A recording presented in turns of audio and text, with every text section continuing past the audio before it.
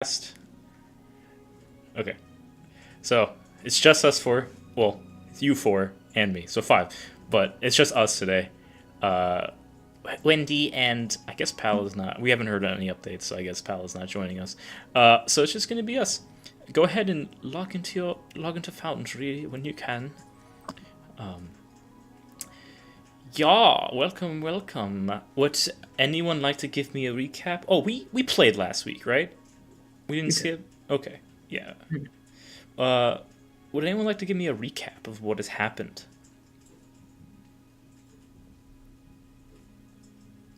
Sure. Let's see. So last time we met up with Certus after he arrived at the Hiramar household, and we quickly added him to our party. Da, da, da, da. But before we decided to leave to go to Qualt, we thought we'd go shopping in the city for some revival supplies, where we made an exclusive deal with our favorite shop in Nocio, the gem shop. So we have exclusive relationship with them. So whenever we go back to Nocio in the future, we are contractually obliged to Go-to purchase and buyer of Meyer Jewelers now owns you. he knows at least Isaac, at least it seems on the surface, but theoretically everyone. After that, we get a ride from the hotspot halfling couple from Nocio to Dalio across the northern countryside. Eventually, we stop to have camp where we settle down with Certus and we kind of quickly go over all of our relationships with each other and catch him up on what we've been doing for the past couple months.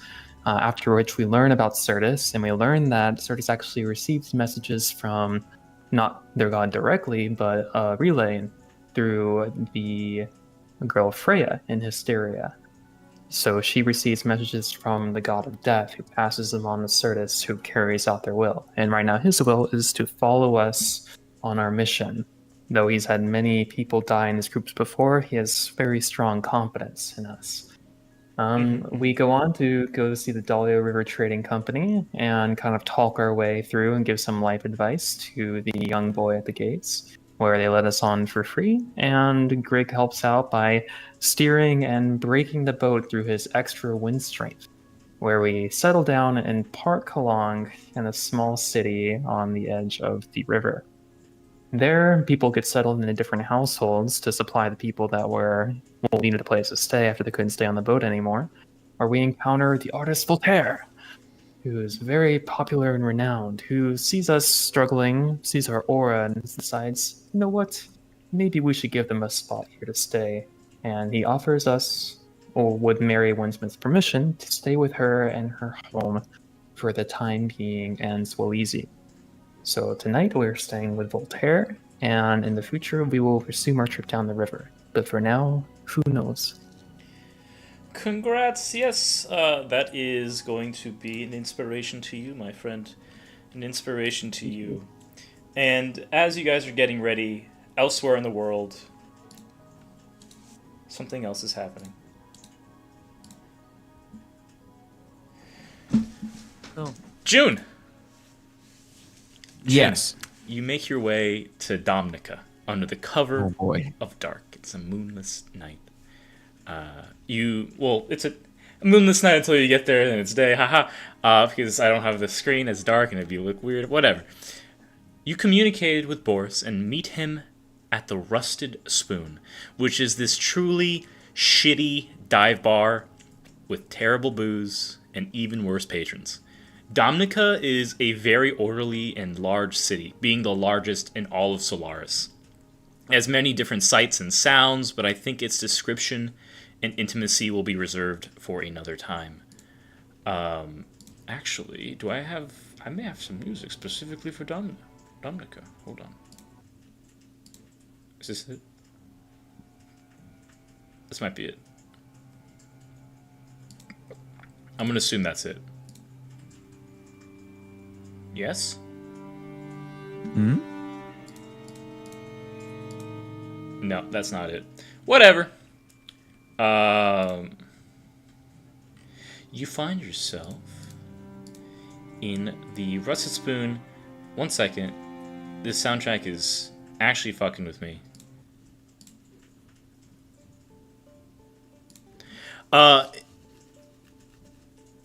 You see Boris in the back of the bar who's wearing a black cloak and trying his best to look innocuous.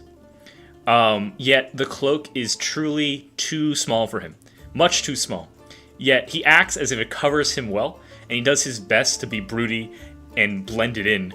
But while the rest of the patrons, including the grumpy dragonborn running the place, seem to treat you with blatant scorns or are just like super drunk, Boris immediately perks up and smiles, waves at you from across the bar, and just yells, "June, it is good to see you again!" He rushes up and just rushes across the entire hall as you enter and gives you like a big old deep hug. How have you been? I've been good. That is excellent to hear. I am very happy for you to join the family. We can all be one big happy family again with our new sister. Right, and you know that you're not supposed to tell them. Yes, it will just be our little secret, of course. Right, and I'm like more of your assistant, right? Yes, of Okay. course. Okay, good. Sit. I just want to make sure that we're on the same page here. You don't tell anyone that I'm your sister, and I'm just following you and, taking your orders.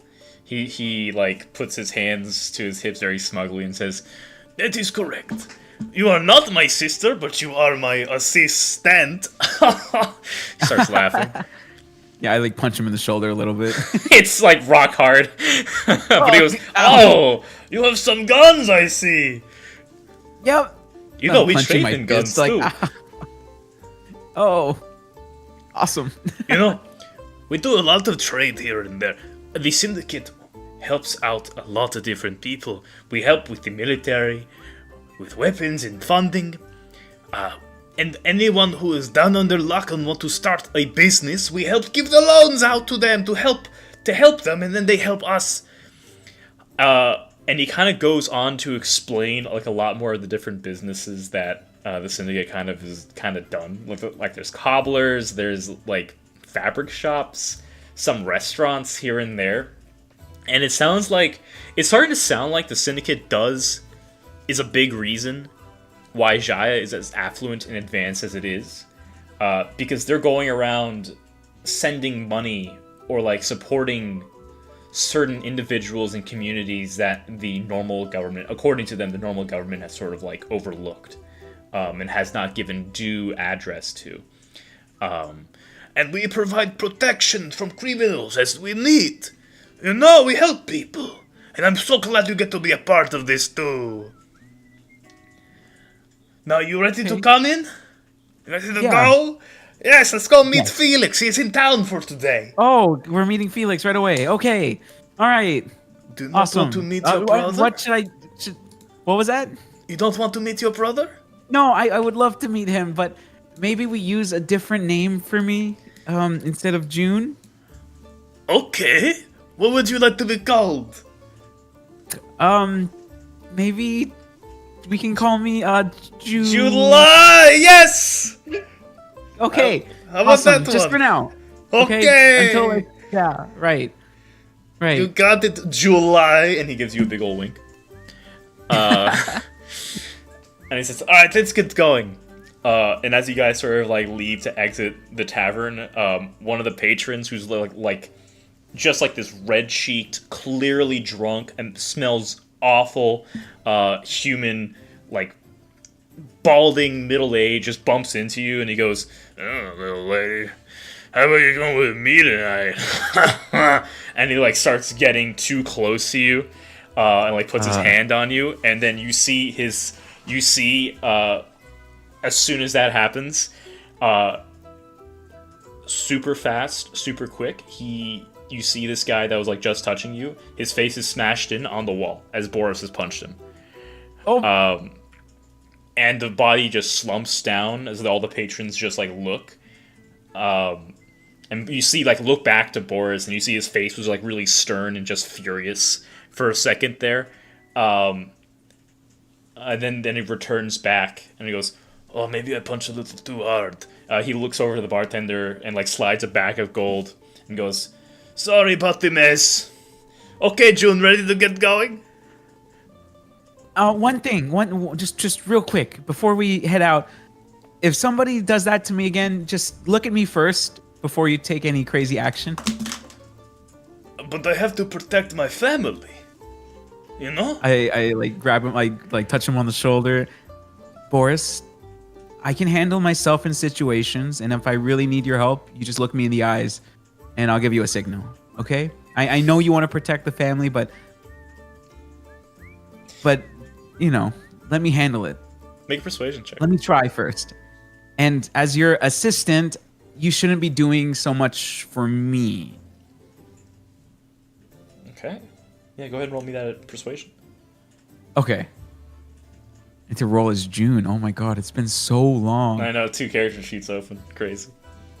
Wait, hold on. Why can't I pull up June's character sheet? June! I can't pull up any character sheet. What happened? Hello? You not locked in or something? I am logged in. Weird. Am I not? I see both of them in my player thing. I just can't open them. Yeah. I lost connection to the... Oh yeah, I Hold saw on. your name just... You reload. Refresh. I can roll for you if you really want. If it's really missing out. Yeah, I don't even see the page anymore. Yeah, if you can roll for me. Okay, you got it. Persuasion. Persuasion. I might end up rolling on D&D Beyond. That's fine too. You rolled an 8 persuasion. Oh, gross. Okay. You see, I did probably because of GM roll. That's why. You see that he goes.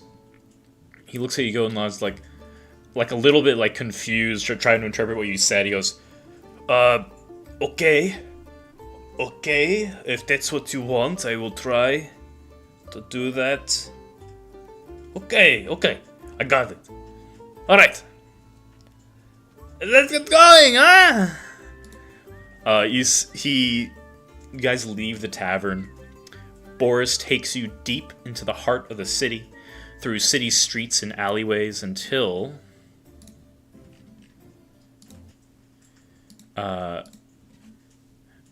you come upon a district of the city that almost looks forgotten. There is much fewer people here, and although this block of the city looks like any other part, including shops and the like, there is no life happening. Can you make me a wisdom saving throw? Yes, I will. Let me see if this will open now. No. Oh, it opened. Okay, cool. Wisdom saving throw. Natural 20 for 28. 28. Yeah, easily, like, you feel that your eyes are, like, slipping away from just, like, looking around here and trying to focus to something else. But your head quickly turns and you, like, focus in. And, yeah, like, this is a proper part of the city, but felt like there was something trying to influence you to look away. And just keep moving. Like, this area was not in your perspective, into your sight, basically. And Boris keeps taking you up to a corner shop called the Gray Angel, where you see it looks like some kind of minor trinket and fabric store. There is what you assumed was a person kind of coming in at like the register, but like looking over there, there's no person there. Like out of the corner of your eye, you swear that there's someone there, but if you look, there's actually just no one. And Boris leads you to like the back of the shop, where he opens up this fake wall, revealing a stairway leading down. Boris explains, "We have a few of these entrances around the city. The Empress and the city guards don't seem to know that this place exists. Felix says it's an enchantment that rediverts their attention elsewhere, but I am not too good with the magic. I just listen to what he tells me." Pretty cool though, right? Yeah, that's neat. Yeah, it's really cool.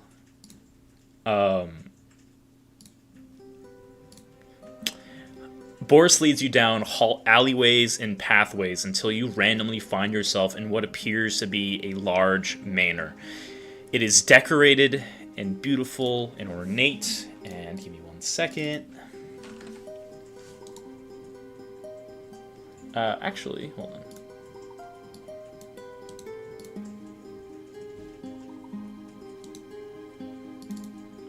Oop, that's the wrong one.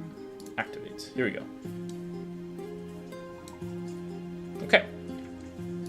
As he takes you down like this like manor sort of place, and he says, "Oh wait, where is it?" And you see like these syndicate agents, clearly syndicate agents, moving around with what looks to be purpose. It's a bit loud. Just lower that a bit. And you see that as they like move around, passerbys start to quickly bow to Boris, and he waves back. And as this continues on through like hallways and stuff, you see two that start to bow but almost fall as they attempt to bound back. Boris goes, "Mitzi, Tico, hi guys, what's wrong?"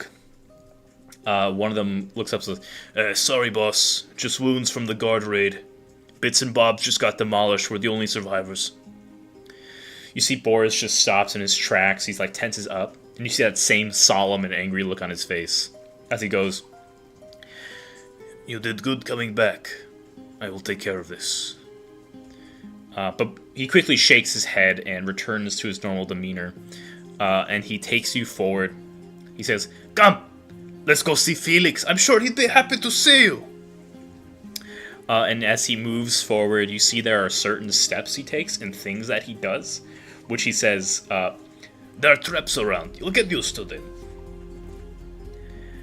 And you kind of like follow in his step as to not like trigger any sort of traps here in the hallway. And he takes you to another room, which is like small, but it has a few tables and a book and the like, and there seem to be like large swaths of paper in and around. And this looks almost like a room dedicated to planning and stuff like that. Like, if HQ had an HQ, this would be it. But around it, you see Felix, who is currently looking down at some papers. As you guys enter, he doesn't look up as he says, "Boris, it's come to my attention that you may not be doing your job so well. Income is down 10%, and for some reason the Empress has her eyes on us again. We just had a raid at 7. If this keeps up, I don't think we're going to be able to keep our plan of taking over Handria. What do you have to say for yourself?" And there's like an immediate tension in the room as this happens. Boris like stiffens up and goes, Sorry brother, I do not know why this has happened, but I promise I will fix it." "No, I don't want your fixing. It's just going to draw more attention. You're not like the old fixer we used to have. For now, double down on secrecy. Make sure the guards in our pockets stay in our pocket. Pay them more if you have to." But brother, we don't have enough to spare. Where does that money come from?" Felix rubs the bridge of his nose and says, "Where do you think, dumbass? Go send the goons to collect and raise the prices for next time. No leniency. I don't care how you do it, just get the money." He sighs as he gets up and says, "I'll go see about how our other business is going. Trudane better have an answer for me. Make me a history check, June." Okay. Natural 1. Okay. The name Trudane should be familiar to you, but for some reason, it's coming up completely blank. Perhaps because of the tension and the anxiety. It's just like your brain's just not working when you hear that name. But you know you've heard it before. And then same thing like this kind of the situation a bit, but again, it's hard to gauge exactly what this means. As he kind of like finally looks up and like turns around, he sees you, June, and he goes, "Who's this?" This is July! July! He looks at you nervously, almost like slipping up. "I met her recently, and like the other people we help, I figured she could do the job. I've promised her she could be my assistant, and she has proven herself immensely."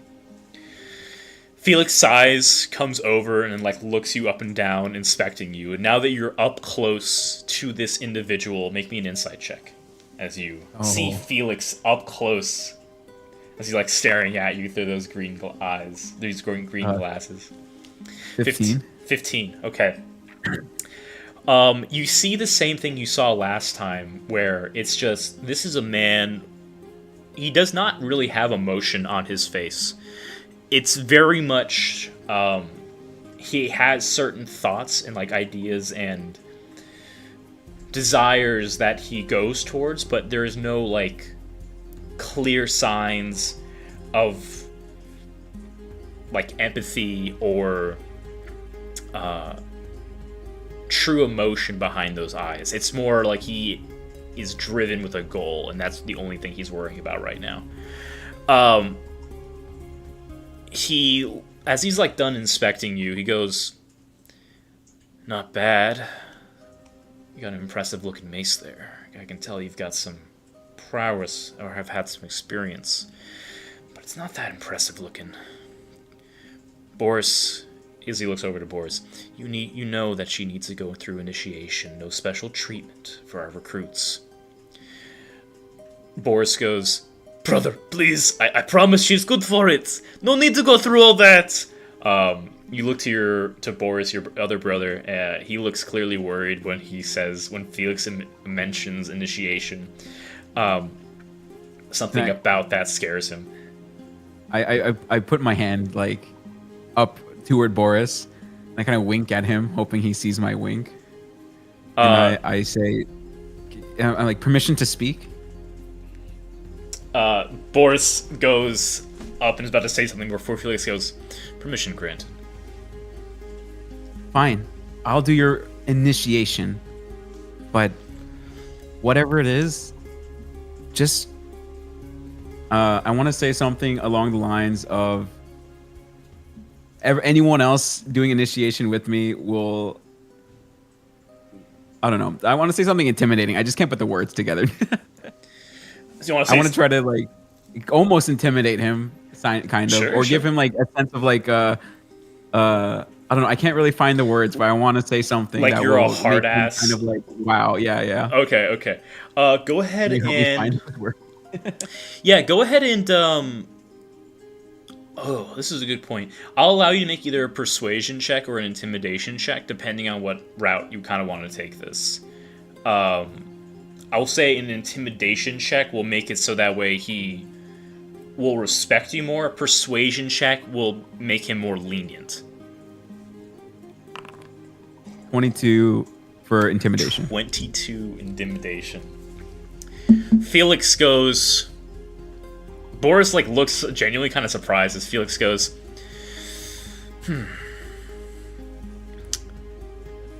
"Fine. Tiza, you look after her. Make sure that what Boris says is accurate. You know how trusting you can be. But this one may have some promise yet."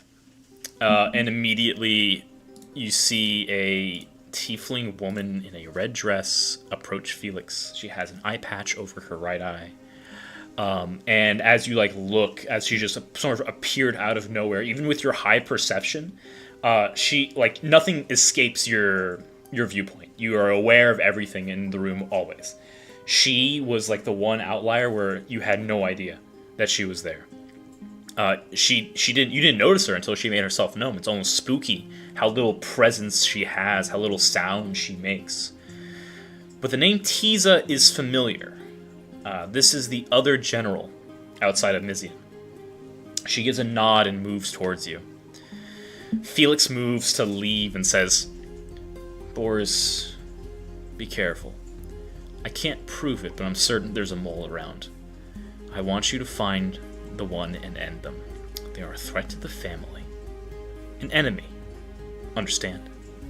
And you see that Felix somehow just knows the right words to say when it comes to his brother, as Boris once again hears threat to the family and turns super solemn and has a fury in his eyes. And goes, "Understood, brother. Oh, safe travel, by the way. I hear the general loves cookies. Oh, you know what? Let me come with you. I should make him some before you leave." And Boris starts to leave as well and looks at you and says, "Oh, goodbye for now, July. Listen to what Tisa says. She's very nice, I promise. She just looks scary." And Boris and Felix leave you guys, and it's just you and Tisa.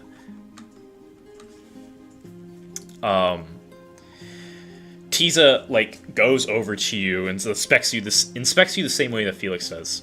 And there's no no sound that comes out of her mouth, but in your head you hear, "Hit me."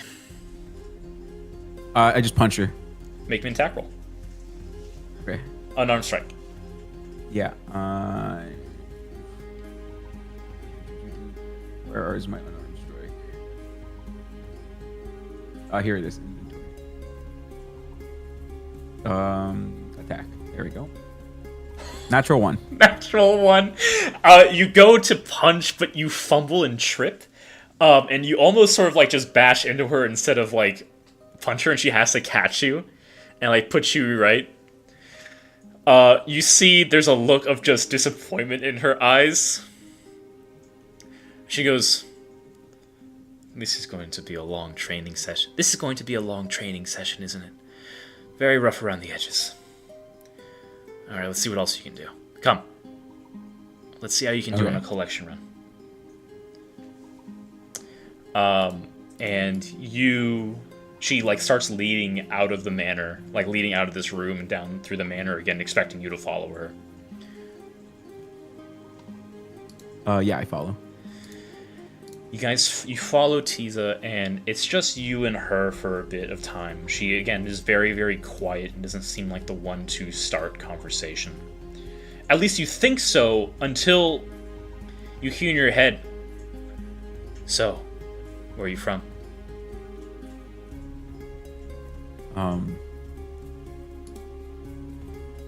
Oh boy. Let me look at the map real quick. I don't want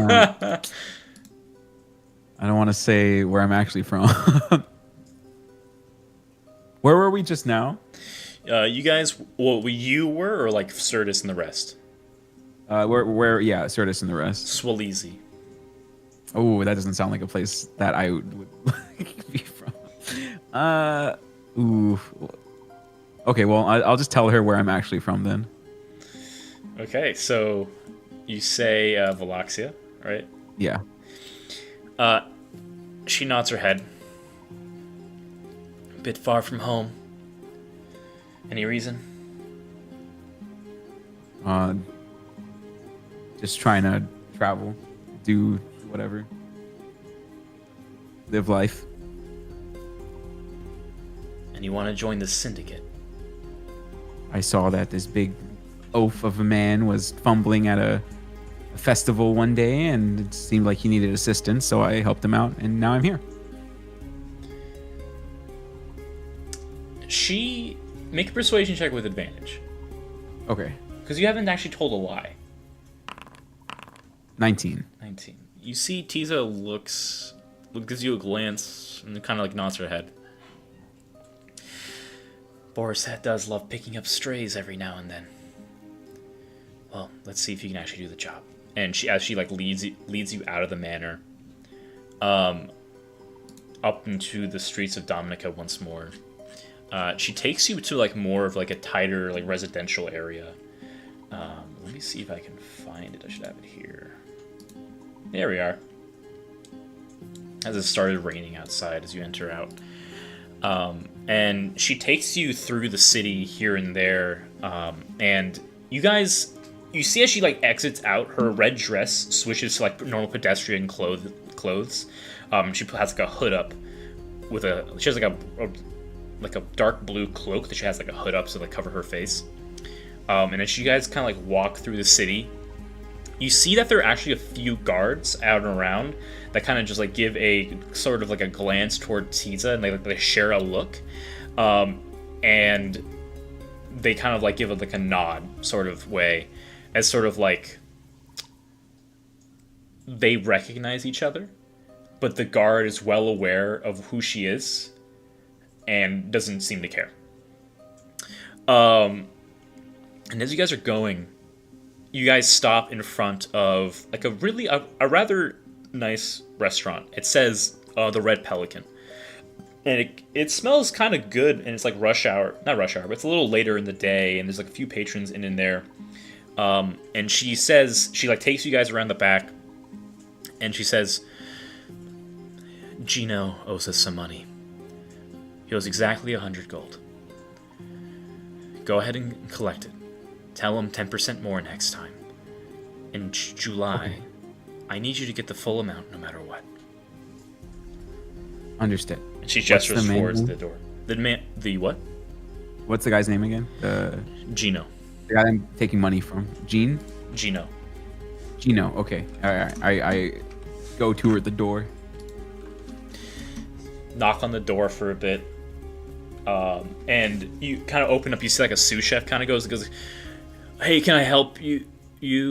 And he kind of like looks and sees Tizo, and like looks at you. Should I get Gino? Yes. He looks so scared as he closes the door, and after a little bit of time, you hear some clattering, and like you hear like a loud "what?" And then coming out the door, you see like this older gnomish man, like balding hairline. He goes, hello. What can I do for you this fine day, my friends? It has been some gold time. Now. Oh, I can. How about 50 gold? It's been a little slow with the restaurants. You guys are. If I pay 100 gold, I don't know if I'll be able to keep, paying off the loan and all these things. And he's clearly trying to weasel his way out. What do you do? I'm sure you can find some other places to cut expenses. We need 100 now. And I slowly reach for my mace. Make an intimidation check with advantage. Okay. 15. 15. Gino, you see visibly starts shaking. I was like, yep, of course. I will see what I can do. I would hate to, hurry. Be on your... Okay. He closes the door and quickly runs out.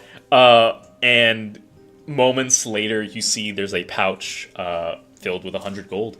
He also gives you, a small carton of what smells like a lobster bisque. And he goes, on the house, I'm surely going to enjoy it. And he quickly closes the door. No. I put my foot in the door before he closes it. Oh, shit. Yeah, he goes, our business is concluded, yes? Open the door. He opens the door, looking scared as fuck. You can see, some of the sous chefs and, some of the, the staff are, looking out at peeking every so now and then, see you, and they just, fucking run back. Is there any fire lit inside, any candles or something? Yeah. There's a couple. Okay, so as I'm leaning in next to his ear, as I'm whispering this, I want to cast thaumaturgy just to make the flames kind of flicker brighter and go a little bit crazier. And I'm gonna say, and next time we come, 10% more. And then I step back and slam the door. Actually, I wouldn't slam the door. I would step back and then I would use does thaumaturgy also just slam doors? Yeah, I want to do that too. You slam the door. So I don't even touch the door. It just slams in his face on his own. It slams him in the face. You hear a bit of silence before you hear him say, oh, fuck. And he runs inside again. Tiza, you look back at Tiza. She looks incredibly impressed. And she goes, better than I expected, honestly. I think you'll fit in right fine. Come, we have 2 more. 2 more? I don't say that. I just... yeah, for sure. You start... Maybe I slip it and I go, yes, of course. She starts leading you towards another place. A few more blocks, and you come across a cobbler's house. And she goes, this is I know. 100 gold, same as before. Okay. The front door is at your disposal. Sure thing. I go up to it, knock on it. So you knock on the door. After some time, a what seems like a younger-looking Earth Genasi man kind of opens the door. He has this dark hair and very dark skin. And it's this big old mustache that seems to have super. It's super ashy and dirty looking. And he has like a few shoes that he was working on and goes, "Oh yeah, okay, 1 second." Immediately knows what's happening here. He closes the door, comes back, opens it again, and there's a pouch filled with 120 gold. More than he was supposed to give you, as he goes, I truly want to thank you guys again. I appreciate it. Business has been good. And he starts to close the door. See you next week. Yeah. What's up? I see that you've paid extra. Consider it my thanks. I stop. Next time, I kind of like reach in the bag, take 20 gold out, put it back in his hand. Next time it's 110. This time I'm only taking this. He takes the 20 gold, gives a nod, and says, "Okay. Take care." I like toss the bag back at Tiza. She looks. She saw that entire interaction. She goes. She like squints her eyes a bit, and doesn't say anything. She just make an insight check. Okay, sure thing. Natural 1 for a 9. She is so fucking pissed at you. She wants to beat the shit out of you, but is trying to refrain herself. I turn around. As I walk past her, or like try to walk next to her, I just whisper, you said 100.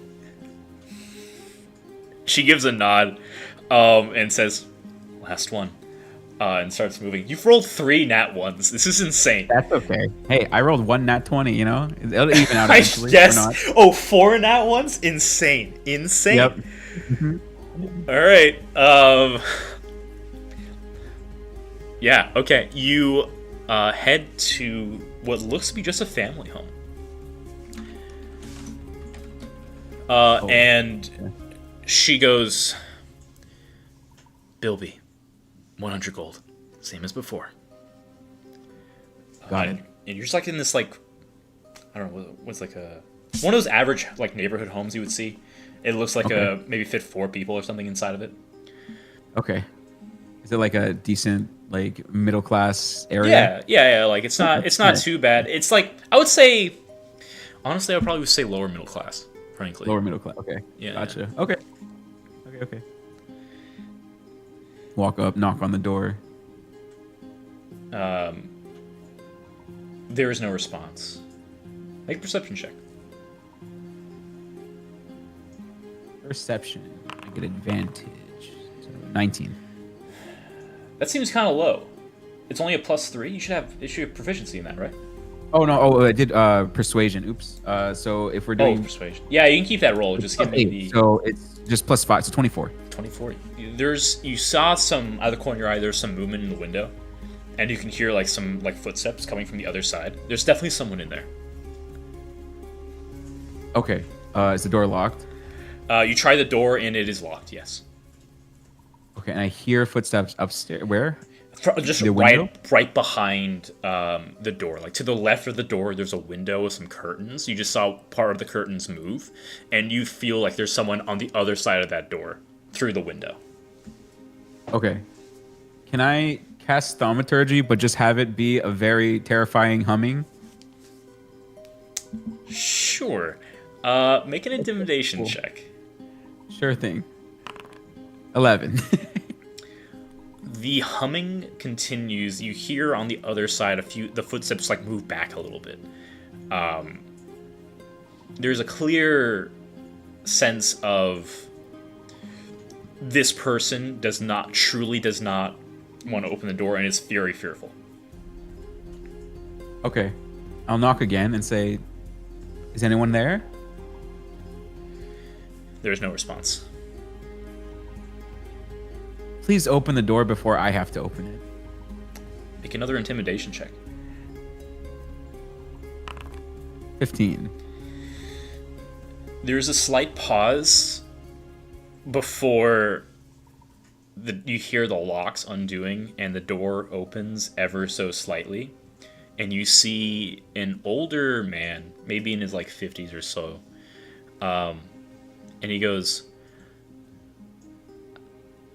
Hello. Do you have 100 gold? He looks down. He goes, I don't have the money. I only have 20 gold. You give me that bag of money that you have. He takes out the 20 gold and he goes, please, let that be No, enough. keep it in the for now." bag. Oh, he takes the gold. me the bag. He gives you the bag? You just want the Just a little bag? pouch, whatever he has. He gives you the pouch. He gives you like another pouch that's just like empty.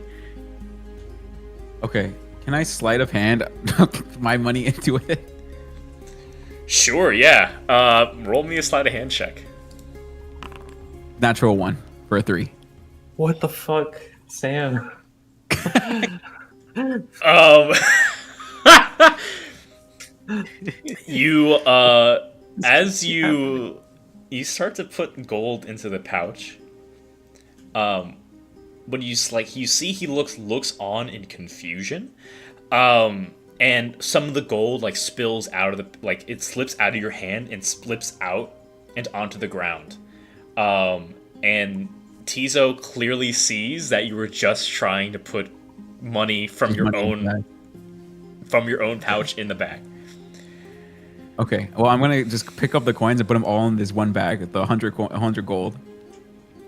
So I'm gonna proceed to do it, but I guess it's not stealthy. So Yeah. obviously I drop gold, so I know everyone saw this. I'm gonna raise the gold in front of the man's face and say, "This is what 100 gold looks like. Do you have any valuables that can equal up to this?" He goes, I don't know. He starts stammering. I couldn't earn enough. I fell ill and could not work. I'm sorry. Oh. What do you have? What do you do? What's your job? I'm a delivery man. I had to send the money earlier to send my son to Rishon for schooling. He wants to be a doctor. Please, I have a few family heirlooms. They could be pawned off for a little bit of money, I think. Can I see them? He gives up, opens the door, and just gestures you in. They're on the second floor in my room. Okay. I look at Tiza and see what her reaction is. She is just watching carefully. Sure. Doesn't say Okay. anything. Does she stay outside or does she come inside? She stays outside. Okay, sure. You enter the house and start going up the stairs to the second room. Bilby follows you behind, and as he opens the door to his bedroom, and there's a framed photo of his wife, and it looks like there's a small little shrine, almost like a funeral, kind of like a home funeral kind of thing for her. And he takes out a small little jewelry box and has a small little wedding ring from the funeral area. He picks it up and hands it to you. This should cover the cost. I put my hand on his hand while he's trying to give it to me, and I'm like, "Why do you owe us money?" My wife fell ill, and I had to make the money to keep our home and to send my son to school and to pay all the bills. It was simply more than I could afford, so I asked for help. Did not expect to get sick again. Yes. Are you sick right now? No, I have recovered this little amount is what I could save up from the few days that I have done thus far. Okay. Do you do any work for us? Or do are you just in debt? I'm simply in debt, but perhaps I could do some work for you if that would be beneficial. I do deliveries in case, I don't know, there's something that you need delivered covertly. Okay. How's this? I'll take this for now, and I grab the ring, just gently, And once you can make up the money you owe us, then I'll give it back to you. And I kind of like look at him and my eyes are kind of watery. And I'm like, and I'll give you this loan with 0 interest also. And I give him the 100 gold that I'm holding. And I'm like, I'm so sorry. June is really going through it because she fucking hates everything she did today. Oh, 100%. Like, that makes so much sense. And he looks on and goes, yes. Thank you. I'm very confused. What is happening right now? No, don't question it. Just, you're going to be working, and if the syndicate needs something delivered, you're going to deliver it no matter what, okay? That's the deal, and until you can make back whatever money you owe us, then that's fine. And then until you can make back whatever money you owe me, I'll give this back to you. Okay. Yes, please keep my wife's ring safe. Right. I give him, so I kind of like hold I'm still holding the 100 gold because I'm assuming he knows that I'm going to take it to give it to the syndicate. But then I'm also I see. I'm also going to be like, also, this is because and I just give him like 300 gold. I just drop 300 gold like on the table, like, and I'm like, that just don't say a word. I take my money, with my 100 gold in his pouch, walk out with the ring. And I'm like, don't thank me, don't do anything. Just keep living. Oh. He starts cheering up. Okay. Thank you. You were not like and I the others. compose myself. I like as he's saying this, I'm already walking away and I'm trying to compose myself, wiping the little tears I have in my eyes. And I step out holding a bag of gold and a ring in my hand, looking at Tiza. As you try to compose yourself after that happened, would it be fair to you if I asked for a deception check? Of course. 9. Okay. Tiza takes the bag and the ring, and goes, "You have the cash after all?" No, but he's offering his services until he can repay whatever he owes us. So any discreet delivery you need done, he'll do. Until the syndicate seems like he's made back whatever he owes. She nods and goes, "Nicely done." Yeah. He also owes me now too. So double debt. And I wink, trying to still stay composed. Right.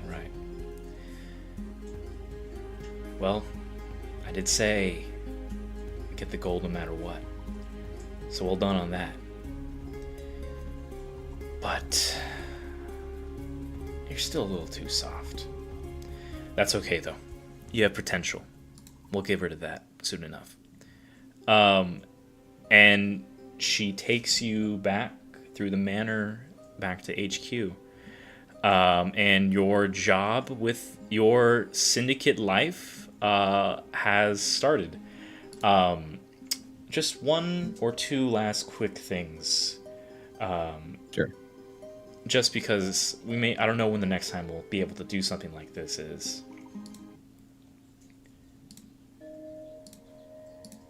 As you go to bed that night,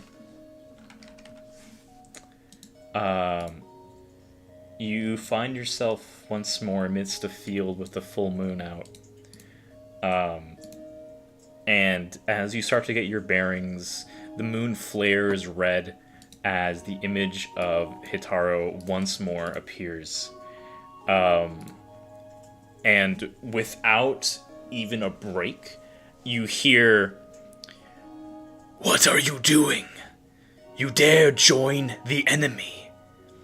You have spit on all that is good and just. What do you have to say for yourself?" I'm saving them.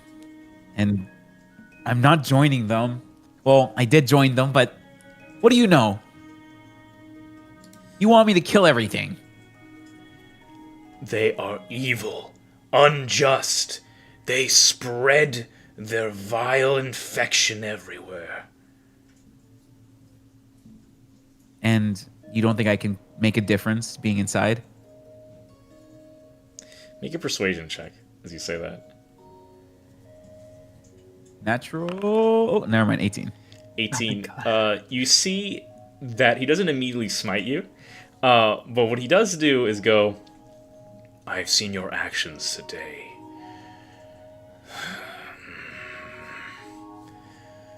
You did provide kindness to one of them. 2 of them. Do you truly believe that you will be able to maintain this? It will only get worse from here. And I will not protect you if you kill innocents. If you hurt innocent.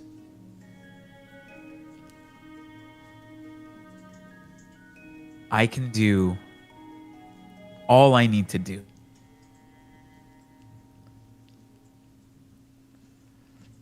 Will you have like a sheer determination and like grit as you stare down the fucking moon? Go ahead and make another persuasion check. Just to remind you, you do have a new thing that you can add persuasion checks.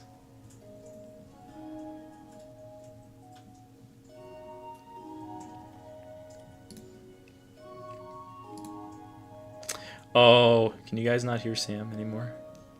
No. Okay, what did I say last? Oh, no. You said I need to do what I need to, and that was it. I can do what I need to. And then I said I'm going to do what I need to do, and if you're not going to help me, then so be it. I'm actually going to ask for an intimidation check in this case. I think that. Or actually, I will also allow persuasion check, but it will be at a higher DC. You do have something to add to persuasion checks that you have now gained. Oh, right. I guess I will use that, but I also need to reload the page. My internet's been weird the last couple of days. Yeah, sorry to hear that, bro. I know, like, pretty frustrating. I don't know how to fix it. I like reset everything over and over again. Sometimes it just be that way, honestly.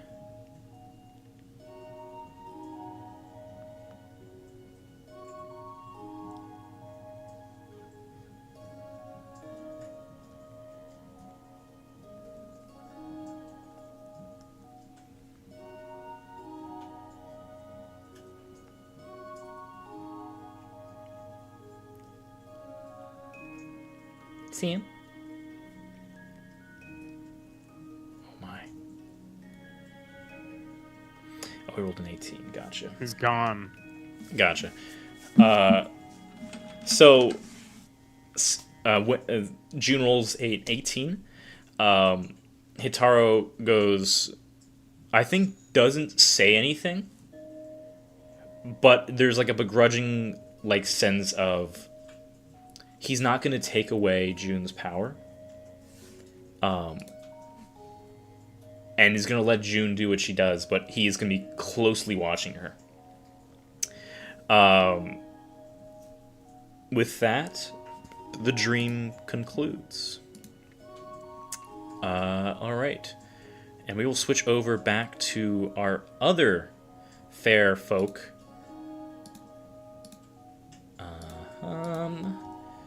Okay, hold on.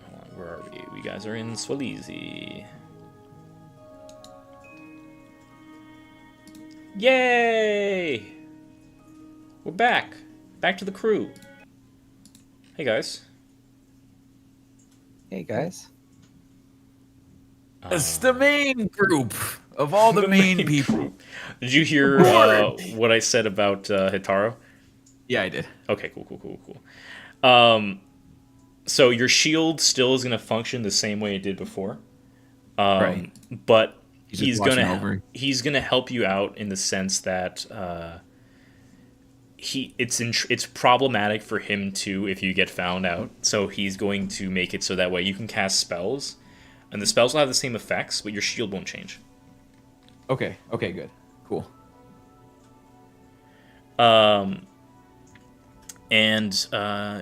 You guys are at the Winsmith household preparing for dinner. You're setting your stuff down, and as you Isaac, you're kind of like helping prepare dinner, wash dishes, that kind of thing. She says to you, Mary says to you, and again, older, like middle-aged woman, very short, maybe like 5'1", 5 foot. She has like her hair in a bun. She says, "Oh, thank you for the help, dear. It's been nice to have the company ever since my husband passed away." Well, I'm having a great time with you. I haven't done like dishes this nice ever since a couple months ago. Is this Dominican's platter? Oh, astute eye. Henry would do a lot of traveling for his work. He worked for a mercenary company, part of Manticore. One time he had to go to Dominica and brought this back as a gift for me. It is rather nice, isn't it? Oh, it's great. No, it's wonderful. Oh, how long have you been on your own? Oh, Henry died a few months ago. She begins to tear up a bit. Sorry. Oh, it's okay. It has been some time. I'm worried about my son Tom's. He hasn't smiled in so long. I'm grateful to Voltaire, at least. He has been there for Tom's and has been getting him out of the house. I don't fully know what they do, but at this point anything is fine, so long as Tom's is okay. And she just like keeps like doing the dishes after like wiping her eyes. Oh, Henry always did what he thought was best, but he had to be gone for months at a time and would only be home for so little. My son thought his father hated us, or at least didn't care about us, but it's very much not true. Oh, it sounds like a very loving husband and father. He was. We meant to give him a gift for when he would come home, but that never happened. Oh, look at me, mowing on. I didn't mean to bring the mood down, dear. Let's come. Dinner's just about ready. How about we get everyone around the table? Sure, let's round everyone up. I'm sure everyone's hungry. You guys have dinner.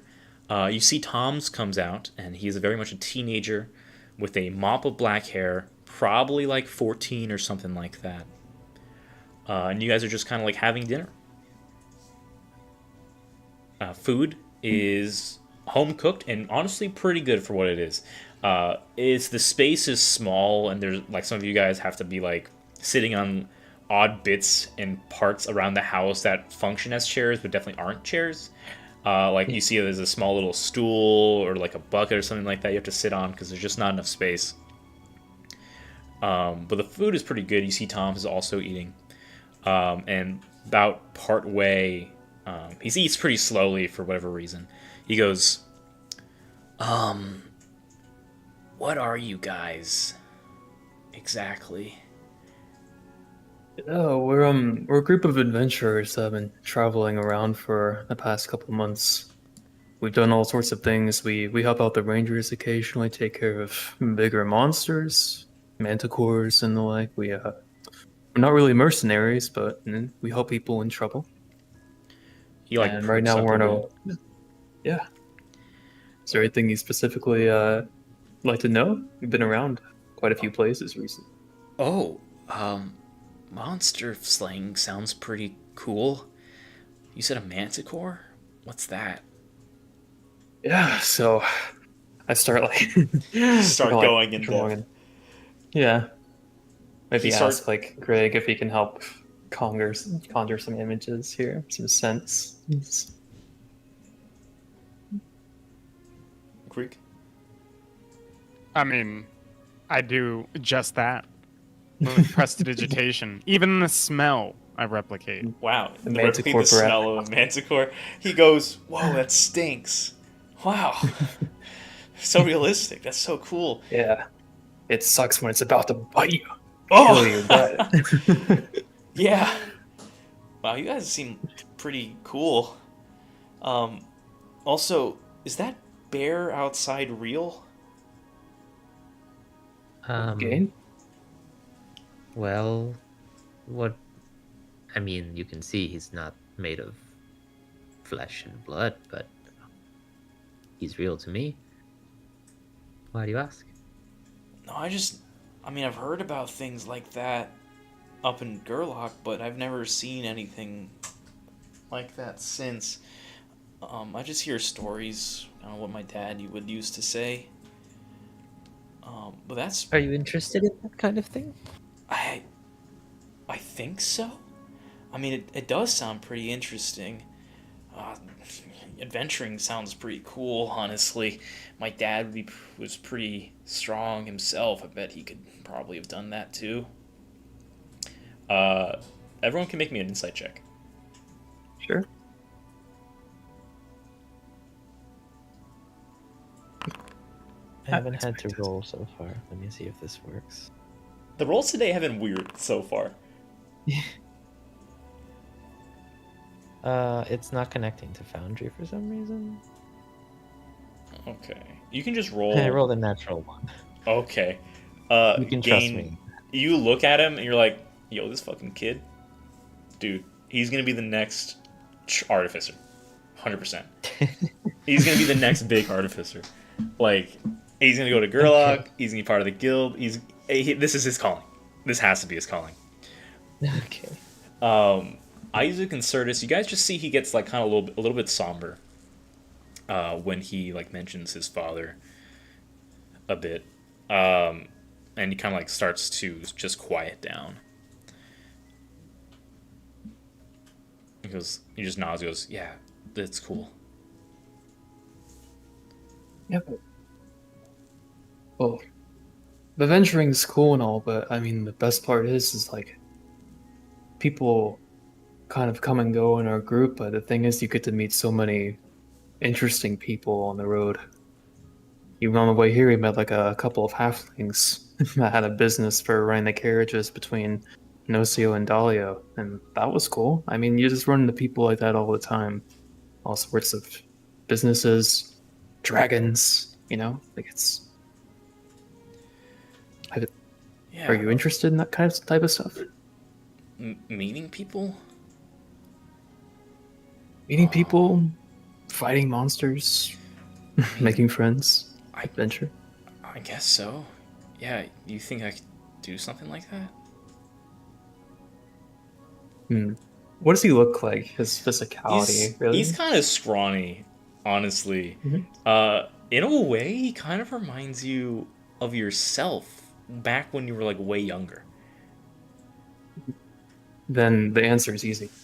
I look at him like, definitely. Here. I was actually just like you a couple years ago.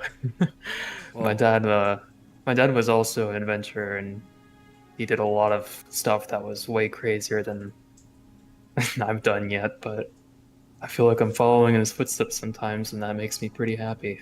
I feel like I'm kind of getting to know him a little bit better. You see he like looks down and starts tearing up a bit as he goes, I don't think I deserve to follow in my dad's footsteps. And just as he says that, the door opens and you guys see Voltaire bursts in, clearly drunk. He goes, "Ah, my friends, I have returned!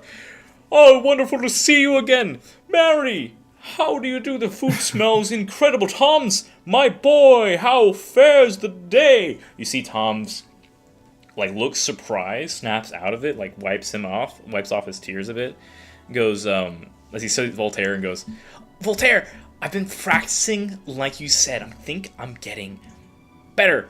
Can I show you? Do you have any time?" "Wonderful, my boy. In the morning, I would love to see. But alas, I am tired and full of love and piss. Good night, everyone." And he bumbles into the room that is reserved for like all you guys sleeping and just falls on the floor, pass out drunk. Nice. With that, is there anything anyone would like to do before you guys head to bed for the night? Or would you have to stay up longer? You have the option for like an early slumber or a later slumber. Could I talk to Mary again? Sure, you're helping cleaning up the dishes after everyone has finished eating. She goes, "Yes, dear?" Hey, Miriam, I can't help but notice that Tom is really interested in what Henry used to do. She kind of like shakes her head and goes, I don't think that would be wise. We already lost Henry to such a life. I don't want to lose my only son again. I don't want to lose my only son to such a life as well. I understand, but maybe not adventuring, but maybe something that can connect him a bit closer to his dad. Does the village ever need any help? Ever have any like light monsters come around? On occasion? I just Why think do you ask? I think I see a lot of potential in Tom, and I don't want to like force anything, on you or your family, but if you wouldn't mind, I'd be happy to give him some basic pointers, not to be an adventurer, but to hold his own, just so in case he does want to do something someday, he can be a bit stronger and a bit safer. Make Maybe a even help out persuasion around. check. Sure.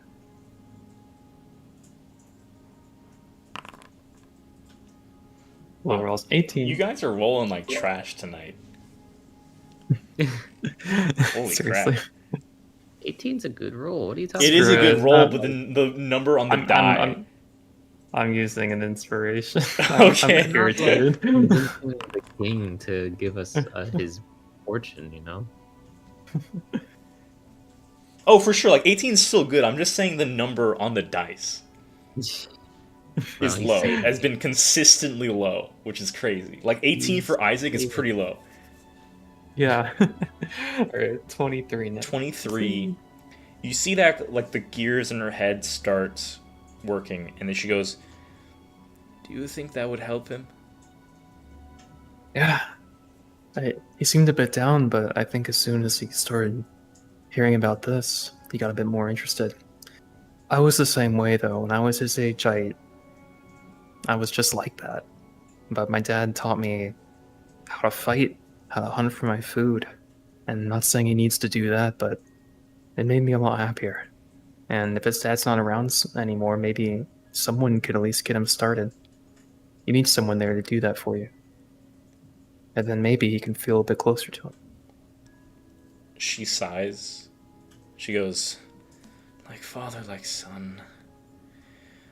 Well, if he would like to, I would. And if you don't mind, then yes, if my son is interested, I would ask that you please help him out. I have nothing to offer you, I'm afraid. We are just getting by on our own. But I would be grateful regardless. Whatever helps Tom's." Okay. Then I'll try to go get Greg real quick. Knock on Greg. Honey? Hey there. Have you ever taught anyone magic before?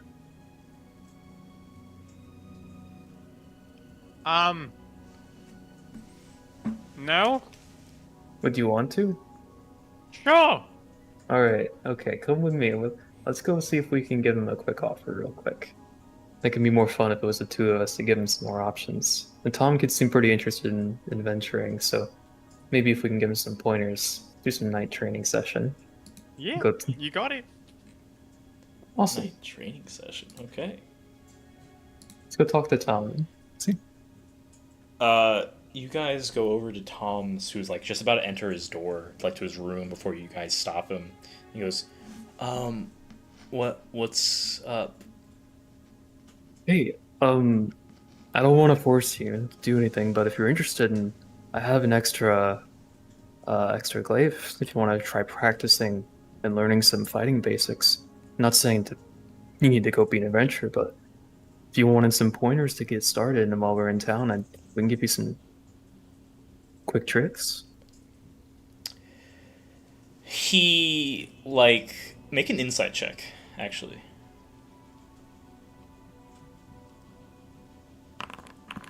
26. You see that there are gears turning in his head, and there's a clear look of like, oh shit, that sounds awesome. But as he's about to say something, you see his facial expressions and the way he holds himself. He is stopping himself, and you can see that there is an intense amount of guilt and just apathy. Like, you see that fire burns, just like dims entirely as you just see clear guilt on his face, and he goes, I don't think that'd be a good idea, actually. No. Thanks for the offer, though. No problem. I mean, I won't force you to do anything that you don't want to do. Okay, sorry. Yeah. Good night. He nods and goes back into his room. You guys are free to go to bed if you want. If there's anything else you'd like to do.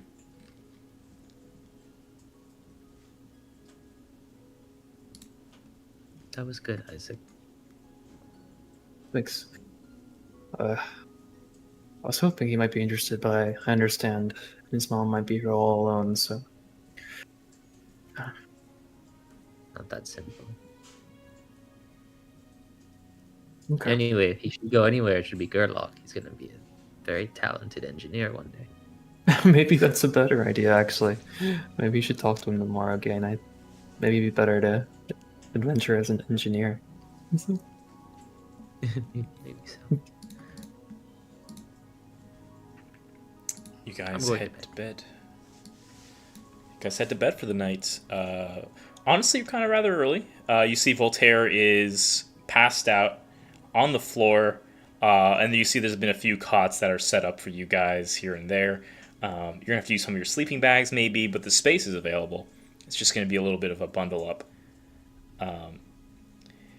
And you guys go to bed. Rest comes to you guys, and it's good. You feel rested and, well, like you're having some nice dreams. However,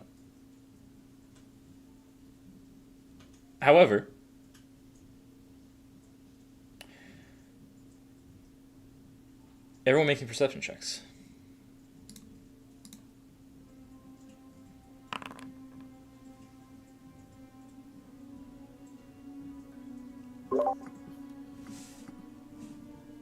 I'm trying. Go. 1 sec. Perception. Not so hot. Not so hot. My D&D Beyond was just like straight up not up. 1 second. And from Certus as well. Yeah, mine isn't connected for some 18. reason. Oh, 20. Thank you, Certus. What's Certus, this? you feel Voltaire's like roused, and he just like, as you kind of like wake up, he goes, I'm gonna take a piss. And like heads outside. And a few moments go by, as you kind of hear like, Tom's now? Okay. And you hear like footsteps leading out the door. A few minutes go by, and then you hear, as the rest of you guys awaken to this sound, no! Wait! Toms! Unhand me, monster! Ah! And you hear like this very intense shrieking sound like reverberate through the room.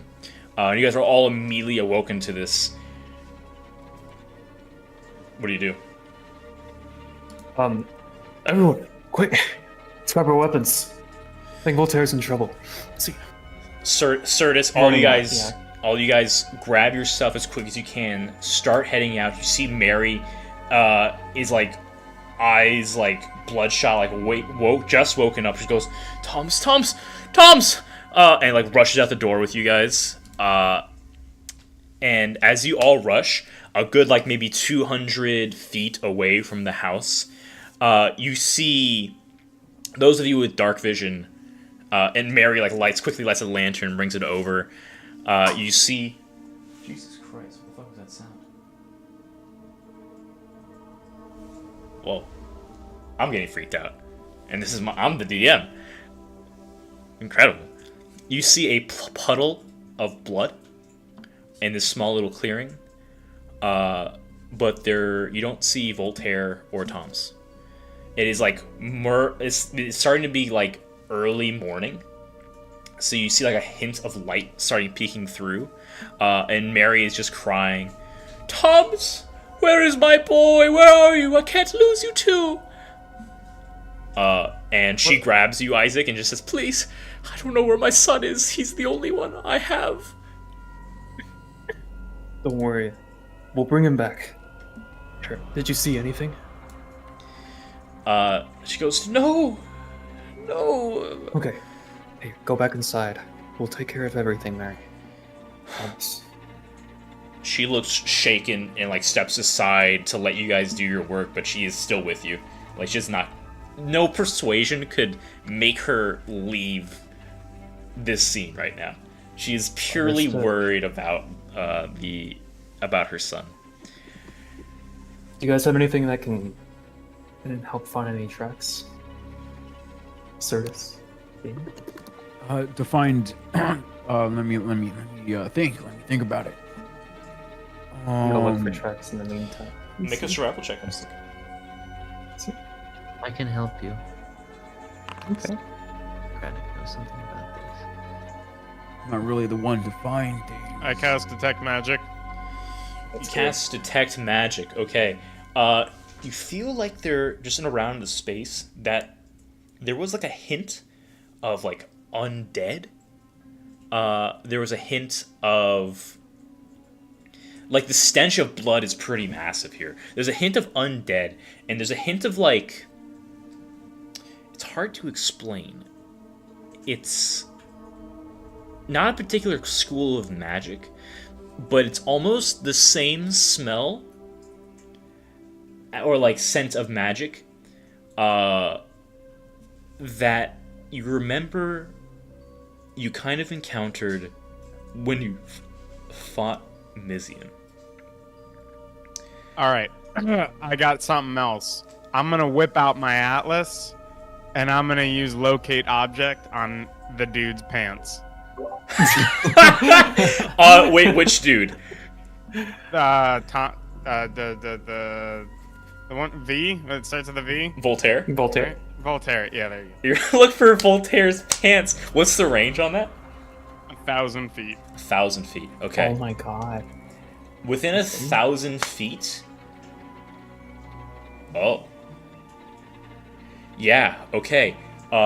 16 survival. Isaac, you see bloody footprints leading away, and Grig, you feel that like tug of Voltaire's pants in the same direction that the feet are leading towards. Follow the feet. Let's go. Follow the feet. Critic, lead the way. You guys rush towards the as fast as you can. You start heading out, rushing through the through like the woods and like the outer peaks here, kind of like going up like more uphill as you all rush towards this, and you see like as fast as you are, the pants start to like get out of range. How long does locate object last? It lasts for 10 minutes. Concentration up to 10 minutes. Up to 10 minutes. Okay. It takes you like after like 5 minutes or so, the pants are out of your range. Like it's almost as if what's there kind of like outsped you in a way. And you guys keep rushing forward. I would say this is about a 15 minutes go by as you're kind of like following these tracks. And you see like there's claw marks like in some trees and stuff like that. And you leads you all the way to the abandoned district up on the hill as you guys are led to see an abandoned manor. This locate creature has gone, unfortunately. But you guys are sitting here in this manor, and this is like where the tracks stop. The tracks stop. They just disappear. As the morning light is now like some morning sunshine is now peeking through.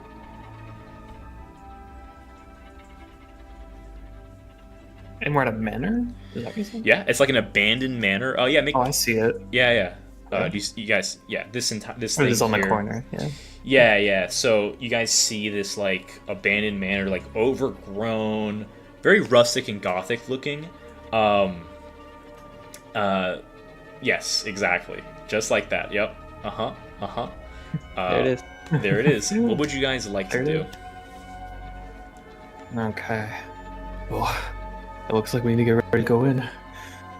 Hopefully something dangerous didn't drive them away, but Do we have any idea what this creature is? Make a nature/history check, or yeah, history or nature, I would say.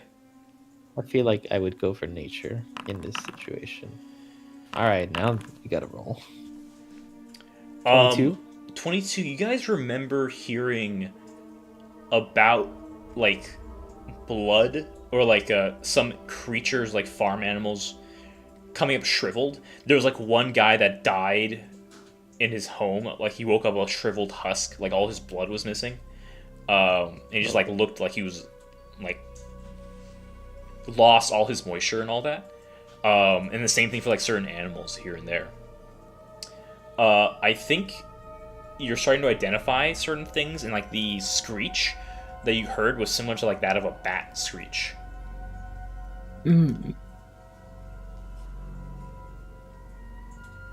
okay. Plus Bat the screech. blood, a lot of blood. I'm not too sure.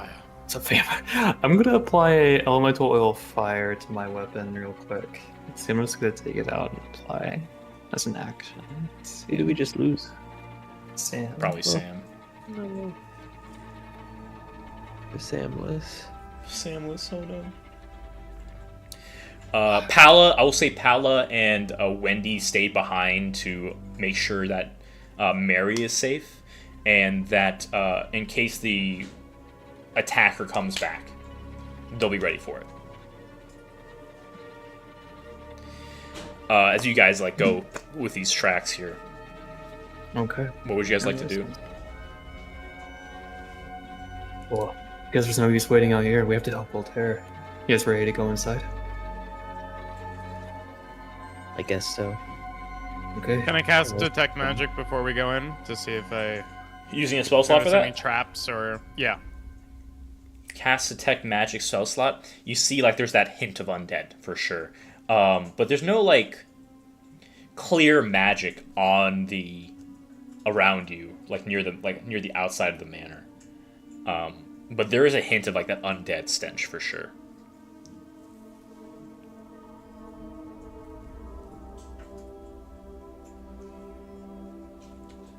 Anything else you guys want to do before we go inside?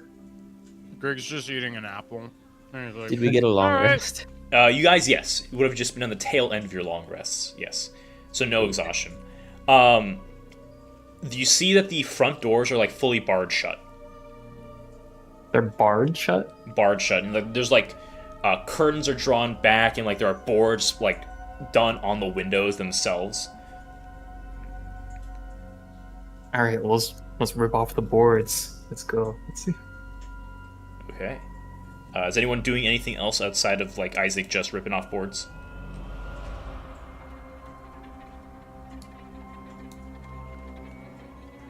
I'll ask Pella to help me too, since she's still around. She is current. I'm gonna say like just for the brevity of this, she and Wendy are back at the house helping Mary. Oh, they're back at the house. Okay, Yeah. sure. So All go right, ahead and I'm make an ripping. athletics check for me to rip off these boards. All right, no more advantage anymore. So, oh shoot, hold on, I still rolled 2. Just re-roll. Let's see. I don't know whether I'm gonna hold Okay. on to my flash of genius for now because I'm afraid of what's gonna happen. Isaac, you start like prying boards off like the door, and it's taking you some time because it like seems pretty heavily barred. But you can probably get through it if you want to take the time to do that. We'll just keep going for now. All right. You guys get ready as Isaac keeps pulling off boards. A couple minutes go by, and then you're finally taking off the last one, and the doors are like completely fucked up at this point. And you start like you open the door. Yeah. You open the door, and immediately you start hearing sounds of like a scuffle, of a fight, and inside like loud yelling sounds and like screeches. As you hear, "You fucking whore! You saggy Bilbo dipshit!" And you hear another voice go, "You limp dick eelskin! I hate you, and I never should have married you!"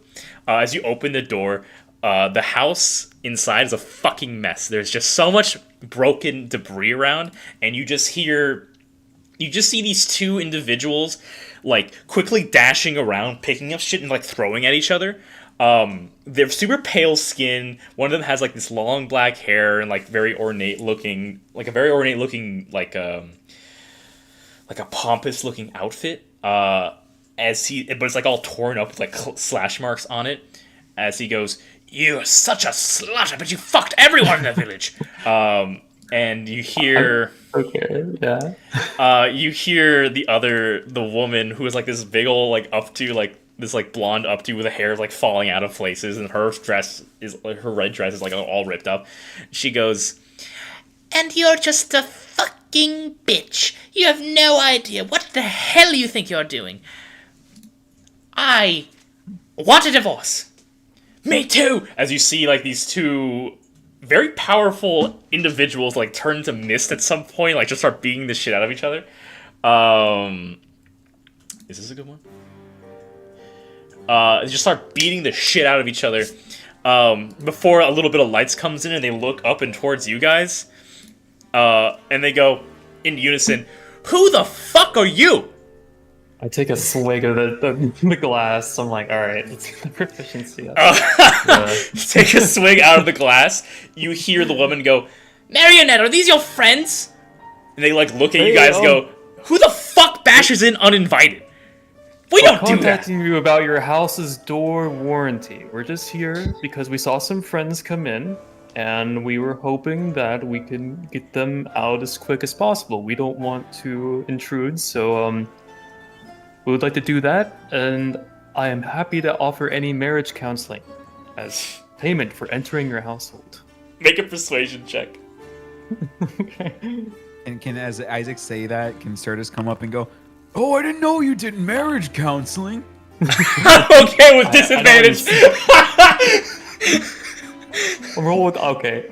So does it even out at that point? Yes, it does, I guess. Do I still get my first roll? At that Yeah, I point? will say you get Exactly. the first roll, the 33. Okay. You see they look to each other, they go, "We had a door warranty?" Of course we had a door warranty, you sack of shit. You don't remember anything that we do around the house. Like you're any better. No. Hey, there's no need for fighting. Remember, we're here to construct a world together, not to tear it down. You know, if we tear it down, you're only hurting yourself. Now, let's take a seat, shall we? Oh, I don't even know if I want counseling. With you? I don't think so. Marionette, come down here. You see that, like, from, like, the rafters, you guys are in this, like, entrance area, and there's, like, a stairway leading up, and there's splits off into, like, these two, staircases, and that leads into, like, an upper store balcony area, with, like, doors around the side. On the right balcony, as you kind of, like, enter within, and the place, this is super dark inside, like, there's a few, like, candles and stuff, like, lit inside like that, very gothic mannerly. You see a door opens, and a young woman, pale, red hair, white dress with like bloodstains on the dress and like blood coming off her hands, looks towards you guys, gasps in surprise, and rushes back into her room and closes the door. In surprise.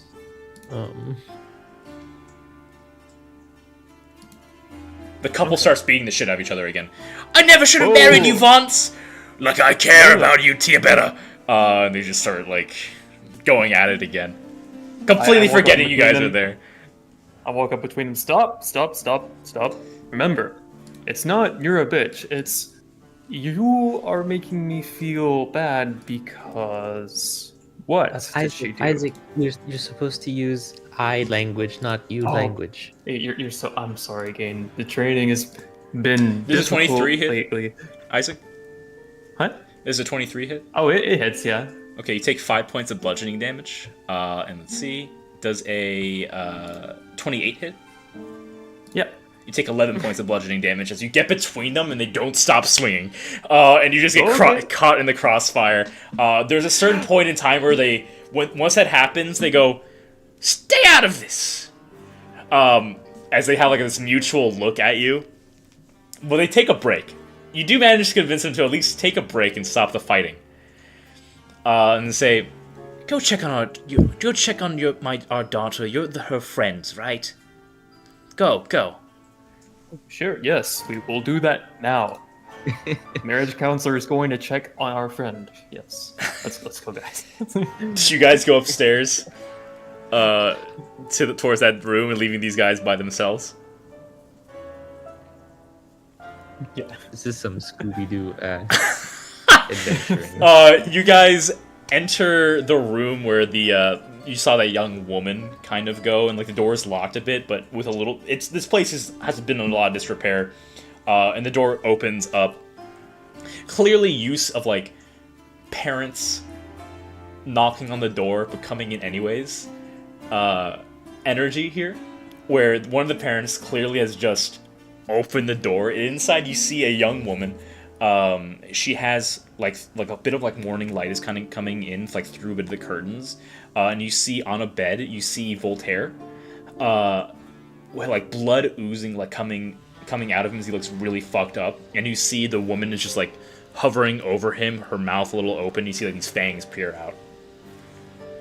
Hey, wait, please stop, please. She One like moment. looks up in fear and says, I didn't hurt him, I promise. I'm trying to help him.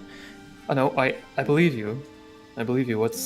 He's our friend, and he just ran in here. Can you please catch us up on what's going on? You're friends with Voltaire. You're not trying to hunt me. No, not friend. We were just staying the night with him, and then he ran out, and then looked like something took him away. We just want to make sure he's okay. Yeah, he's bleeding very heavily. Can any of you heal him? So I've never done can this take care before.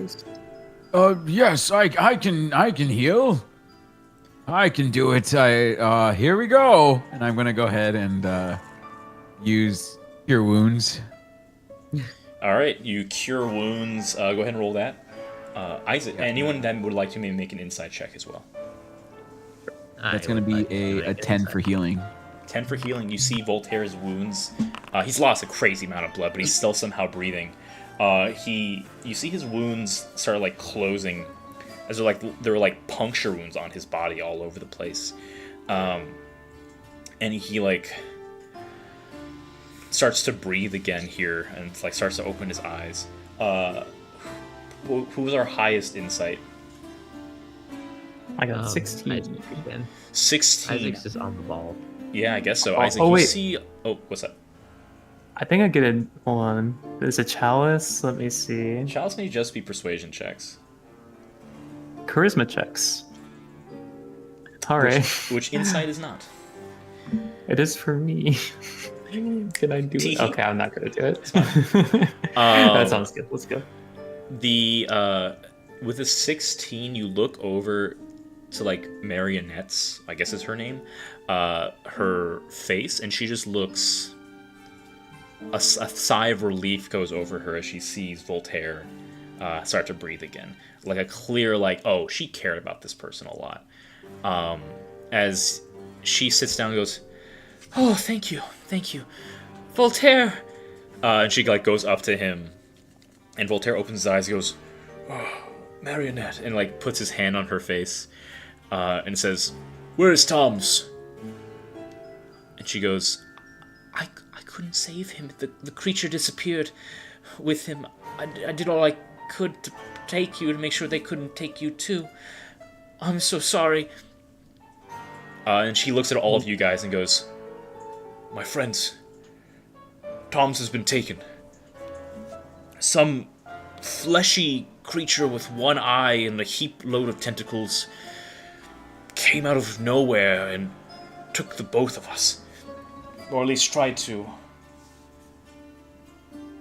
Okay, but that sounds urgent. Like, do you mind if we ask you a couple questions? So we can go Please, find by all them? means, I don't know what those creatures were. Mary, have you ever seen them before? It's most likely a beholder, by the way you described it. We've fought one before. Oh, or a smaller one, a spectator. I had a whole group die to one before. It was crazy. Oh, what? Huh? Okay, so it's either a beholder or a spectator. Okay, so Voltaire, when did you get separated from Tom's? Wait, Tom's... I've been teaching Tom's how to dance a bit to go get that expression freeform going out. He wanted to show me in the morning while I was taking a piss. And as he was dancing, I saw this creature come out, spoke in a language I didn't understand, and grabbed a hold of me and Tom's. I guess Marionette was nearby, luckily, and attacked the creature and severed one of its tentacles, saving me, but the creature turned invisible and vanished with Tom's in tow. What do you know about these beholders? These creatures? You know, they're very intelligent, very malicious, multiple abilities that can paralyze and stop magic use. I don't know, we only fought the one, so that was incredibly powerful, so we're gonna need all the help we can get. The tracks kind of disappeared at this point, so, sorry? You guys can make a Arcana check if you would like. Now that I've been able to identify this is probably some kind of beholder thing. God damn it. There we go. Sorry, Greg. 23. You only have a +5 to Arcana game? You're not proficient in Arcana? Yeah, I do. What? You're not proficient in Arcana? I'm not. Should I Oh. be? No, for some reason I thought you were. Okay, 23. Yes, you kind of know about like some behaviors, especially after Mizian. Mizian was in a lair, and he didn't seem intent to leave said lair that much. So wherever this creature is, it probably has some place where it went back with Tom's. At this point, it's hard to be sure if Tom's is still alive or not. Based on what you heard before with the victims that got woke up shriveled or whatever, or you're not even sure. You're not sure what just happened to Tom's, other than he got abducted, clearly. And it's hard to say exactly how long you have, but you know for a fact there's a lair. It had to have had a lair somewhat nearby. That's as best as you can get. Marionette kind of reiterates, I think I hadn't seen it before necessarily, but I don't know exactly what it is, but I know the townsfolk have been rather scared of some blood-sucking creatures, and I swear it wasn't me or my family. We don't like to hunt humans. We're truly only vampires because we were made this way and have to live That's with it. fine. Now. Voltaire seems to trust you, and I think that's probably okay. But anyway, you said you might have seen this before. It's more so that whatever it is probably is similar to us. And vampires, we're known to leave our tracks from our victims. And I believe there is an individual that did die, similar to this way. I don't know his exact name, but maybe if we went there and looked around, we could find some clues as to where Tom's may be. Okay, yeah. I mean, we're definitely gonna need your help then. If you know anything, can you come with us and help us find where it's located? See? Yes, yes, of course, of course. But Voltaire, you stay here. Voltaire like gets up and like hurts himself like, I can't leave Tom's. He's the homie, my little guy. Don't worry, Voltaire. We'll make sure Tom's safe. You need the Fine. rest, though. Fine, but to get me as soon as you can once he is safe, please. We will. You guys, Marionette goes, I believe the man's name was Felin Dungle? I do not know what house he lives in, however. Are you all good with talking to people? I tend to scare people I talk to. Yeah, that's fine. We're great. We're great at that. We can handle it. Okay, I will follow you, and you see she quickly, like, goes into the closet, picks out this massive fucking parasol and, like, this heavy dress, and, like, puts it on. She goes, I'm allergic to sunlight. But I should be good to go. Lead the way. Okay. Alright. That sounds good. I guess we'll go into town. Oh, by the way, who... you guys, like, start leaving. You enter, exit out, and you see, like, there was, like, a bit of the window was open of, like, some bloody handprints where Mary had, like, gone in. And as you guys, like, start taking the staircase down, like, rushing quickly, you see that the parents are gone, but you hear sounds coming from another room go, I love you so much. I fucking love you. I love you, Tiaveta. I love you too, Fonts. And you hear the sound of something's going on. Hint, hint. Things are going to bump, if that makes sense. And No. you see that Marionette doesn't. just sighs, and she goes, I hate my family. And you guys just leave the house. And as you guys start rushing towards the town.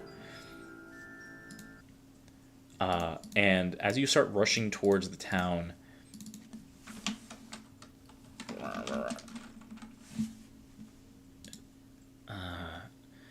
Marionette goes, I'm sorry, I never truly properly introduced myself. I am Marionette von Ledicis. Who do I have the pleasure of meeting here? Yeah. Well, as a group, we're an adventurers group called Bad Benefits. And I'm Isaac, and this is High Gesture.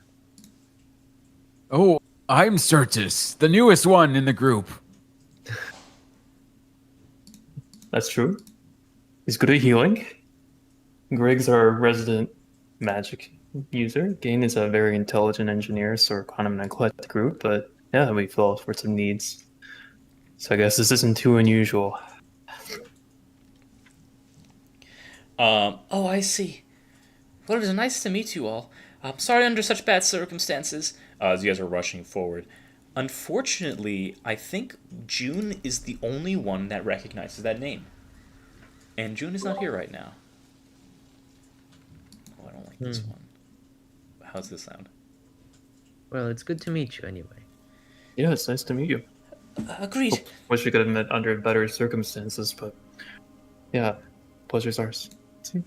You guys run down with this young vampire, I guess, in tow. And you guys start going around the town as the town is just starting to wake up. You see a few people out and about as you kind of like go around. You see like this old woman kind of like heading out, grabbing some laundry, folding it and starting bringing it in. She kind of like waves you guys hello. What do you guys do while you're in town? I guess we'll find like a resident merchant or something. Anyone who's like around. So I guess we can ask around. Maybe. Okay, sounds yeah. You see, like there is a baker that is starting to, like set up his shop for the day, and the smell or aroma hits you. He's like a portly dwarven fellow. He goes, "Hey, how's it going? What can I interest you in today?" It's going good. We're looking for someone by the name of Ted Vundle. Felon Dungle. Velen Dungle. Yeah, I looked at Marionette. She corrects. Okay. She goes, yes, Dungle. Dylan Dungle. He goes, oh, old Dungle's house. He passed away recently. Oh, I'm sorry. Like, can we go pay our condolences? I think we'd like to offer some. Just our thoughts. Sure. He's down that way, two houses on the right. Got it. Thanks. Absolutely. We have brioche, he says as you guys are running off. And you see that, yes, there's just like a small little shack. Like a pretty modest house. Definitely looks like belongs like a bachelor or something like that. The door is locked, but there's a small little window. Marionette says, leave this to me. She finds like some shade, and she turns into a bat, enters through the window, and opens the door from the other side. And leaves you guys inside. Okay. So I've never done this before, so I'm going to leave it to you guys. Yeah, leave it to us. What? As you guys look around the house, make me investigation checks. That I can do. I'm rolling so bad. I rolled I'm a 4. investigating. Man. Gain is Okay, investigating. go. Isaac, it looks like a house to you. This is a cool ass house. Good bachelor pad. Hang on. They got Donkey Wait, Kong one 64. One second. Damn. Oh, thank you, Kranich. Thank you, Kranich. Kranich is chilling, looking around. Gain, you see that yes, there was a. This is like a pretty recently vacated house. You look at the bed, and you see like yes, this is trace amounts of like blood on the bed near like where like the abdomen area is, or like would be on the bed, and you see that there's a bit of like the window's pretty big, but it seems like there's not really scuff marks or anything on the window except for like this weird track and like groove, which matches up to what Voltaire had said about they're a creature with tentacles. And one thing catches your attention is that there is a dog bed in here, but there's no dog. You see that like near where the door is, there's like scratch marks, and you kind of like follow that, and you see there's a small bit of dirt where some creature has dug and burrowed its way under and out of the house. This guy had a dog, and that dog is now gone. There's a werewolf as well.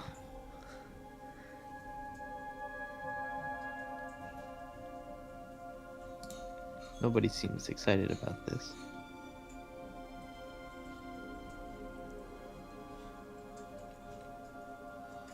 Guys? Can you say it again? What happened? There's a werewolf. There's gotta be. Ah, a werewolf! I've never seen one before. I just go back to Pala. She's a griffin. She's a were-griffin. She's a were-griffin. No one's told me yet. Oops. Was it a secret? It's alright. I don't know. Oh jeez. Was it a secret? No, it's fine. She probably would tell you eventually. But yes, she's a werewolf. That's amazing. A were-griffin. Were-griffin.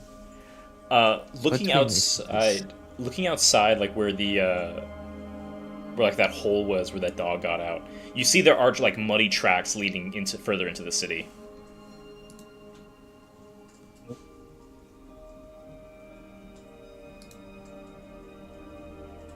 Well, shall we I guess- investigate the dog? Right, that way. That looks good. Maybe we can get some information from it. Does anyone here know how to talk to animals? What? I mean, I've got comfort. Oh wait, Isaac.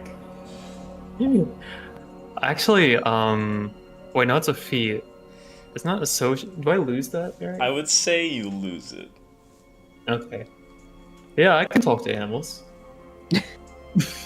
Hey, let's see what we can do. Let's go. You guys follow the tracks, and you come across a large clock tower windmill. Like there's a windmill, and like with the face of the like the spool is a clock. And sure enough, you see like scratch marks, and like looking around, there is a dog, about like mid-size, scruffy white hair, like clearly dirty, has just barking at the clock tower. Hey, what's up? What are you barking at?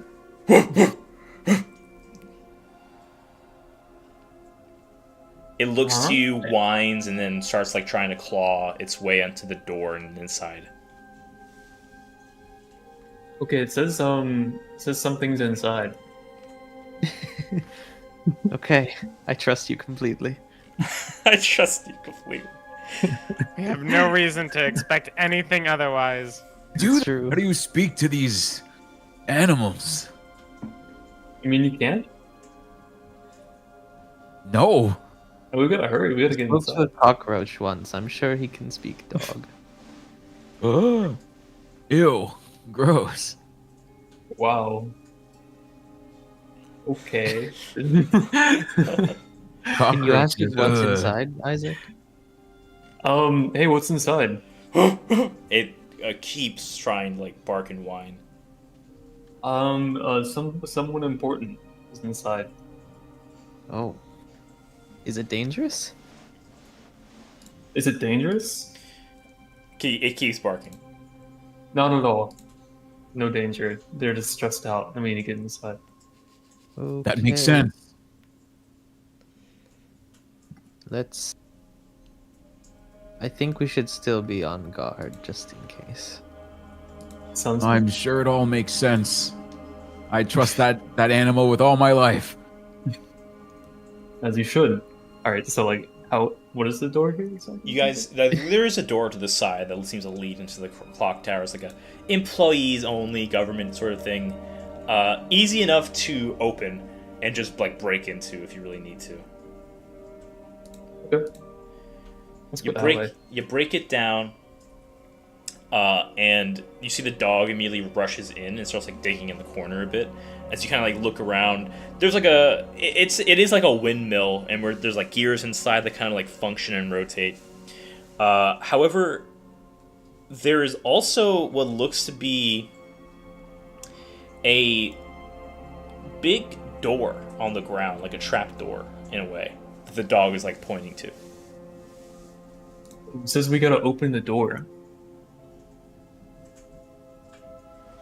Okay. Can we just open it? The door opens, leading down is a ladder descending into what kind of looks like a basement. The dog just keeps barking down there. Keeps like Does the barking at dog the seem door. normal? Does it seem like a regular normal dog to me? Make a nature check. Okay. Like just normal distressed 19. This looks like a normal distressed dog. In fact, this looks Okay. like this is specifically a loyal dog, who seems to be in protective mode. Hmm. Probably need to move quickly. probably the dog of Thelen Dungle. Probably. This is probably Felon Dungle's dog. You're right. I think that's what he said earlier. What? Let's see. What do you mean? All right, let's go. Well, we're okay. Here we go. You guys descend down. Marionette and so. Toe. Carefully though, I'm gonna put on my cloak of elvenkind. You want to stealth in? I want to stealth in. Okay. Make me a stealth check. What are the rest of you doing? I walk. Stealthily. Yes, same. I just walk right in. Right Okay. behind Isaac. Advantage? What? Yep. Trust it. Roll me stealth checks. You got it, Oh dude. boy. Virtual I have tabletop not disadvantage. found. Why? Aha! It was supposed to. Well, that would have been great if it was a 22, but it's a 6. A 6? Okay. Yep. I have advantage. Yep, but I got a can't make 6. block rate, so I'm gonna just. Oh well. 15. 15, okay. You guys feel stealthy as you kind of come down into this room. You see crates and like. I got a different kinds 3. of- A 3. Okay, cool. Grig Have immediately you rolled crashes double into a digits barrel. this whole session?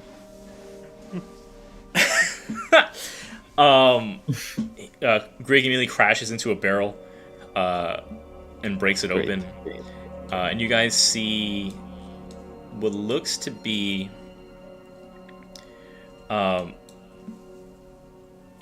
door leading through. Let's go through another door.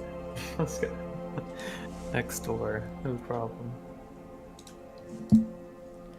All right, you guys go through the door. Okay. Beep, beep, beep. It's another door. Let's go through. Hey guys, there's another door. Check this out.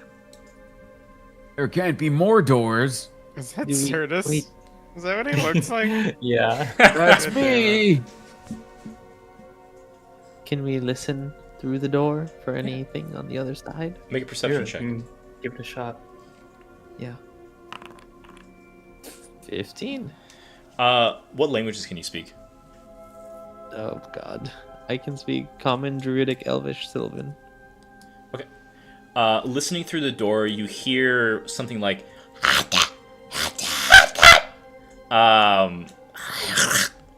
and you hear a faint sound of a younger man's voice go, I'm sorry, Dad, I'm sorry, I deserve this." You hear anything, gang? I think we need to go in there, but be ready to fight. Weapons out. Open the door. You open the door. You open the door. Okay, I'll open the door. As you open the door, you see what looks to be a large room of sorts. There's a pathway leading forward. There looks to be like cells of some sort. One of them is you see a skeleton. You see a few torches lighting the room. As you kind of like continue to peek in. Yeah. As you continue to peek in, you see across the way a set of bars, and this large, one-eyed, fleshy mob with a bunch of tentacles, like hovering over Tom's, who's like on what seems to be like a ritual table of sorts. There's some braziers lit and stuff like that. As the creature is like looking through, Tom's is like bleeding out in a way, but he doesn't look like he's dying because he's still smuttering things. The creature is just, what's the best way I can describe this? It seems to be observing Tom's on the ritual table as like something is happening. And you see like a creature with like these weird multiple limbs and like tendrils coming out of it as it like tries to like bust down a jail cell here. And there's definitely like bits and remnants of devoured and sucked dry entities and like just weird experimentation and like books and stuff like that. The moment you enter further, I'm just gonna say, the creature's gonna see you. Okay. I hear Tom though, right? At this Yeah, you point? hear Tom. Tom. We're here. The creature looks your way and says, The creature beholds you. and we're gonna go ahead and roll initiative. Would this be a Initiative. good time to have Take a little break. snack? Correct. Let's do it. I was about to Let's say. take a break. Okay. Break time. I'll roll initiative though. I'm gonna go to the bathroom. There's no active combat encounter. I'm sorry. There is How no about active combat how about now? encounter. Ching. Yep. Yeah. Oh my god. Ooh. I used all my good rolls before the fight. Hey! Nice. Oh my I got to roll gosh. for Marionette as well. Hold on. You guys are Alright, crazy. I'm gonna go eat something. Be back in a little bit. I spelled her name wrong. There you go. Oh, she did not roll so good. Okay. Yeah. Let's meet back here in a little bit. BRB. Okay.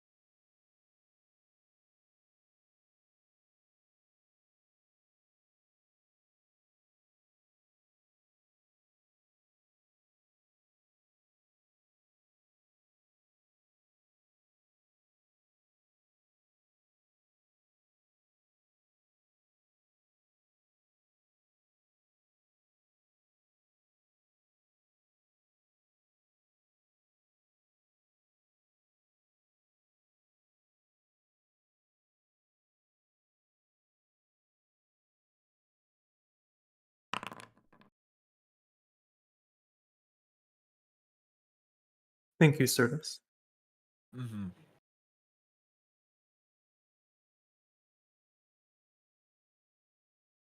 Great. It's gonna be a great fight. Mm-hmm.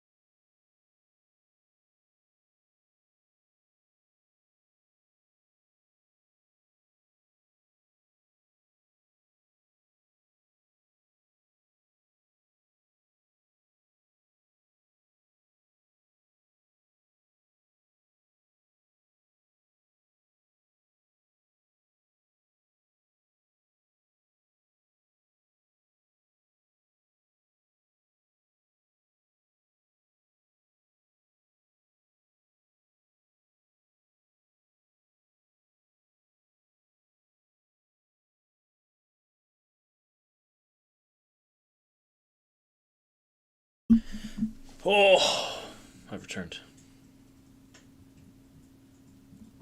Welcome back. To be honest, I wasn't expecting to the fight so fast, but I suppose that's my own fault.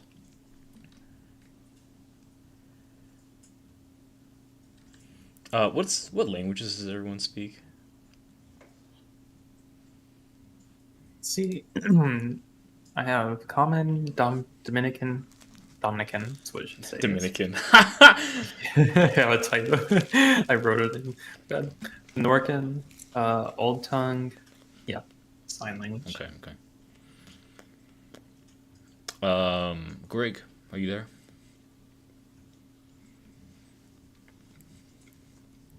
Hello, I'm here. Sorry. Oh, hi, Sortus. Hello. I'm here to definitely kick ass for some. Yeah. What languages do you speak? Certus? You want to know what language Certus speaks? Okay, Yeah. he speaks Common, Deep Speech, Minotaur, and Marquesian. What? You I don't speak know. deep speech. I do speak Deep Speech, yeah. You hear the creatures say, "Ah, more for the sacrifice. Father will return." I'm gonna whisper in Deep Speech. I haven't used this language in so long. Oh shit.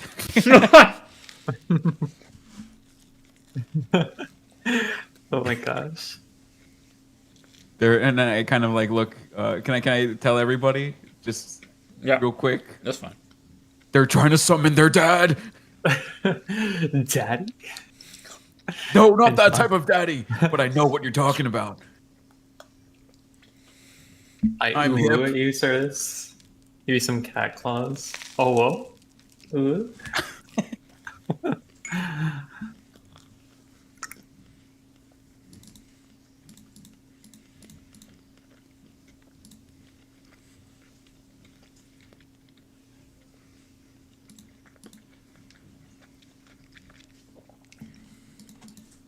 Ooh, ooh. What's this?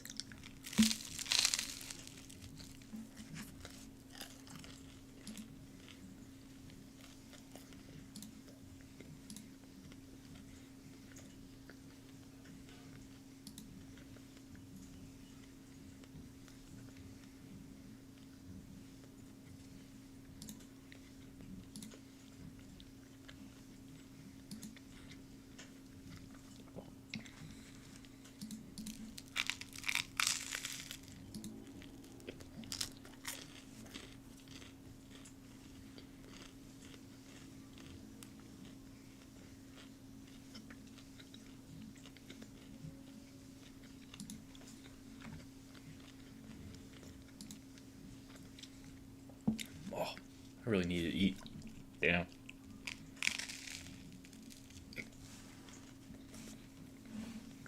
How you guys doing?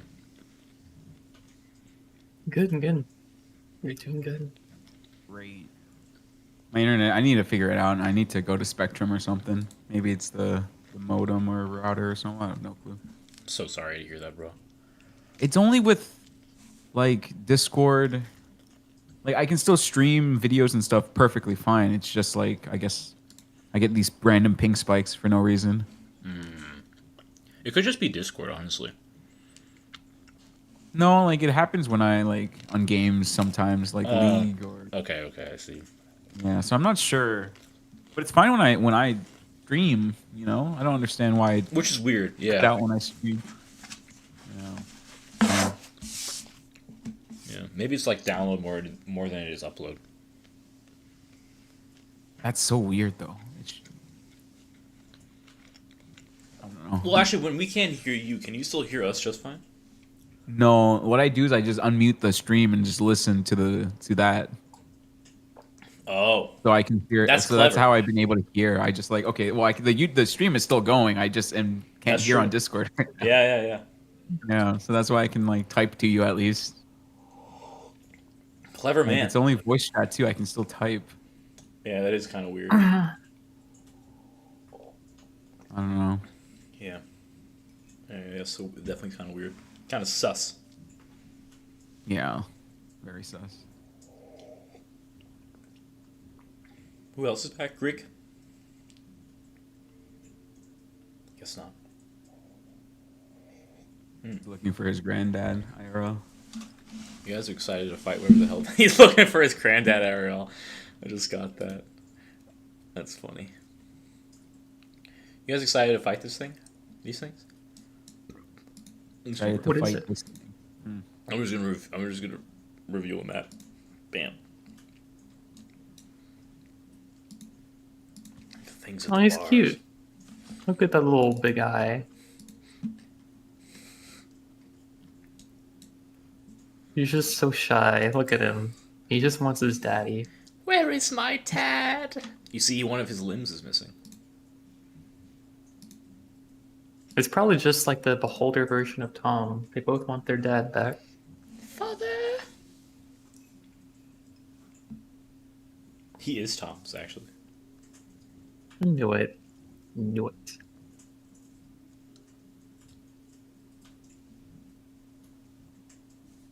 In order to get your dad back, you must sacrifice someone who also wants their dad back.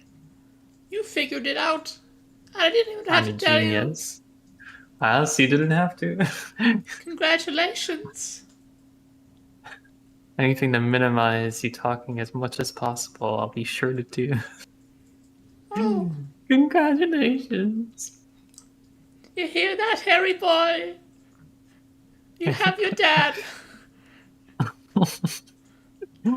What? Who is this guy?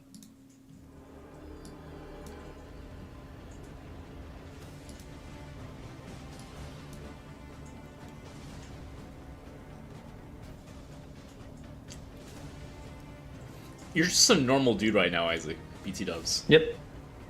I got nothing besides the weapon gain made for me.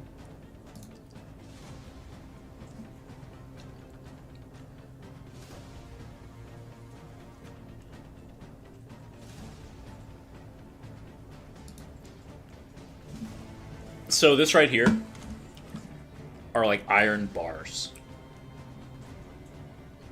So you can't pass through it, but you can still shoot things through it. As are all the We jail can't cells. pass through it. No, Like we can't iron- pass through this. Oh. No. Can't pass through this. Iron bars. Then how do we open this, Eric? Tell us. Ah. What is the answer? Ah. Okay, we have to sacrifice someone here, then this will open, right? Yeah, for sure. Greg? What? Alright, Greg's gonna be our sacrifice. Okay. He's looking Wait. for his granddad, so it's the same thing. There has to be a better way. We can do Nah. this without killing each other. No, we can't. No, we can't. No, You can- It's too late. No. Oh. We're in combat, right? Technically, yes. You can try to talk it out if you would like to. I'm just letting you know right now that they're immediately hostile. Okay. We're gonna I die. just shout out to I guess this guy over here. Is that the one I heard speaking? Do I think that Actually, is the one? you bring a fair point. I'm gonna say you guys are not immediately hostile. Sweet. Okay. Oh, Gain, are you back? Are we starting or are we waiting? Greek? Sound off? Are my dudes here? Grieg? Hey ho. Grieg? Greek! Hey-ho. Grieg? No. Grieg is lost in his own void. Greek! Let's sacrifice This is the real Greg. one. Sacrifice. Use trap card. Sacrifice. Grieg. Throw Grig. Throw Greg. Throw Greg into the brig. I Grieg it out. Kill Jesta.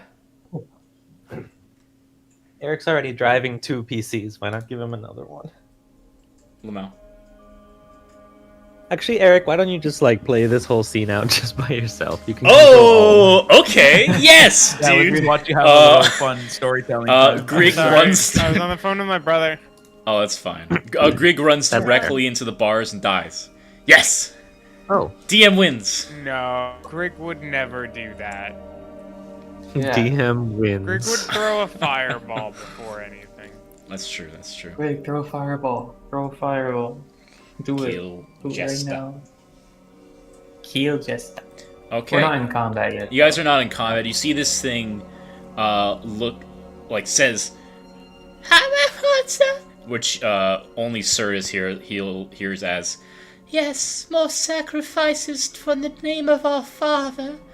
We can finally bring him back. Yeah, yes, your father. only your Sir father... hears that. Oh, Oh, sorry. Oh, sorry. Yeah, that's right. what can we do to prevent the sacrifice but still bring back your father? I yell this in deep speech. Yeah, you guys are hearing him like just gutturally speak and like making noises. It's such a thick accent, but this thing goes, Oh, you speak the same language as I do. Interesting. I've never met one of you like that before. You want what? For me to stop this and then somehow resurrect my father outside of this? He looks back to There Tom's. has to be a better way. Also, why do you want to bring back your father? I guess is a good question. I need to know.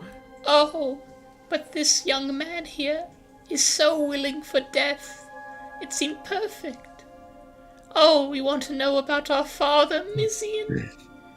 He was the best, or so I'm told. Something happened and he was working with blood, and then all of a sudden I came to be. I'm gonna like switch back to common and look at the group and go, you guys know anyone named Mizian or something? I whispered to Certus, yes, we do, and he's very, very bad. We killed him, and we don't want to bring him back. Oh, okay. And I'll look back at the thing and go, So don't tell him that. Don't tell him that. your father lived a wonderful life, and now Nitras, my god, has taken him into his loving hands, and now he's living a better life. Are you sure you want to bring back someone having such a glorious afterlife? Because he might come back angrier than before. Make a deception check. That's amazing. 6. 6. You see the entity goes.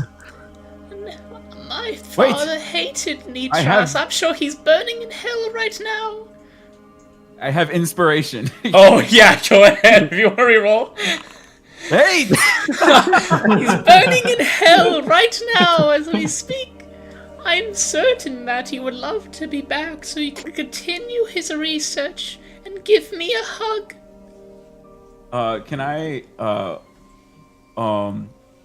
pull out my ever smoking bottle and start waving in front of him and be like, would you like me to ask him how he's doing? I'm just trying to BS. Yeah, I totally get that. I'm just make a persuasion check to see if he believes you. 18. 18. He goes. You can speak to our father. You are a cleric of sorts. Yes, I am the cleric underneath the god of death, Oh, and I have been given the power to speak to the dead. oh my. Come closer, little one, so that we might gaze upon you and your spellcraft. I hear a soul right now, and it says I have to sprint closer, and I start sprinting closer. Hoo-ah! As soon But as at you the reach end, that he- point, you see these things like start rattling the bars. They go like towards you. You see as you look at them. I don't know if you got a good look. They look incredibly fucked up humans. You see that they're dripping blood constantly. They have like claws and like a bunch of these tendrils coming out of it, and they're just like bleeding profusely. You're not sure if they are undead or just alive and just mutated. It's hard to tell, but they're clearly bound around here. Oh, the spirits of the dead. I can hear whispers right now. Oh, quick! What was the name of your father? Mizian. Vizian! Speak with me! And I'm still holding this thing that's just spewing out fog, and I'm just like, oh, and I'm like trying to like pretend to sniff it all in. Oh, I think I sensed him. I hear clashing of swords. I hear screaming of people. But wait, I see him. Oh, he's standing on top of all the dead bodies. He's enjoying himself. Hello, Mizian. Are you here? He's standing? Our father has no legs. Where are you going? Yo. He's a big head. What is this spellcraft you speak of? What the hell is Isaac doing? It looks really angry. It's like, My dad has no legs. You are a liar. it doesn't immediately attack you, but it's like about to.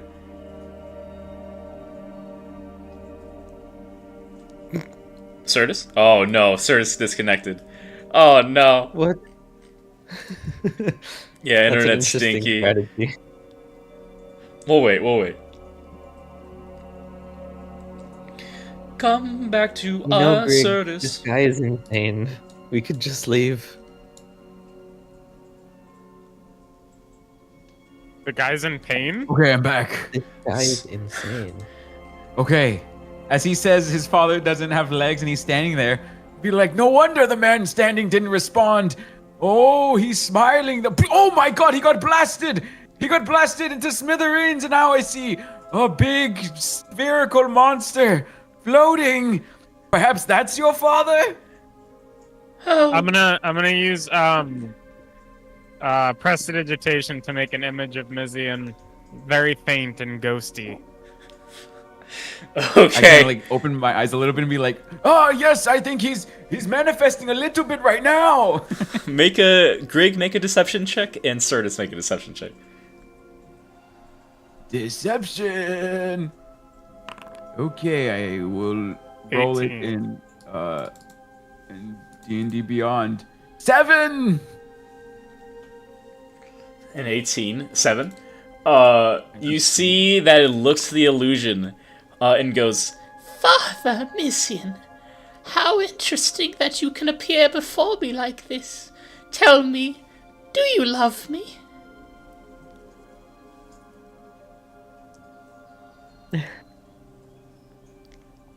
Father? Would Certus be the one that it would be talking to? Or? yeah, it would be, you don't understand what this thing is saying. It's just it seems to be saying something as it looks towards the illusion. And it's like tentacles are starting to move around a little bit. Actually, can I just do this? This might be better. Hold on.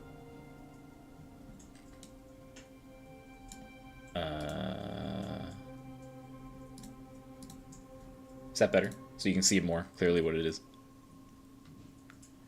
It's got these long things. Oh, there's Certus. Okay, I'm Everyone's back. Stinky. Oh, there he is. Yes, he tries to speak to it and be like, oh no, no, no, I am the disciple of the god of death. This is my domain. Domain expansion, if you will. Oh. Domain expansion. Does my father love me? Can you ask him? Mizian, do you love your son, your child? And I just like, ooh, he's saying something. Ooh, I'm sorry. He does not even remember you. That sounds accurate. It truly is him. Oh, he's saying that he has to get back to fighting all the people down here because he's Wait, having does so he much want to fun. come back? Oh, he's saying he's having way too much fun right now. And he says, don't bother him again. Oh, he's gone. He left. I can't speak. Oh man. I really tried to keep him still for a little bit. The creature goes, He's so powerful, he broke the connection. That is unfortunate indeed. Alas, father has decided to leave. So be it. he looks over to Tom's and goes, Well, at least I can eat.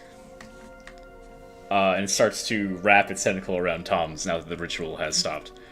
Can I Certus, cast? what's going on? Because what? I'm gonna. He's staring at the thing the person he's about to eat, right? Yeah, the eye turns and the tentacles are trying to grab Tom's while Tom's unconscious. Tom's is about to die. You're well aware. Is this a wall? Bars, Yeah, iron, it's iron basically- bars. You can see through it, but you. Shout, he's about to be eaten. And comment to my crew. I'm gonna. Is he from the same plane? Hey, Gain, I don't know. This you're up first. What would you like to do? I'm up first, Yep. Nah. and I'm all the way the hell back here, huh? Yeah, you decided to stay back. You know. I did decide to stay back. You hear Certus yell out, he's about to get eaten. What would you like to do?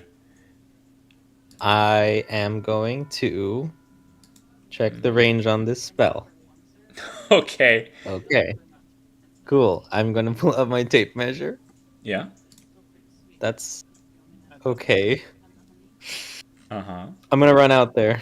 I'm gonna run. What's my movement speed? 20, 30, 30. That's fine. Oh my god. The game is paused. Can Oh, you sorry, unpause again? sorry. Yeah. What?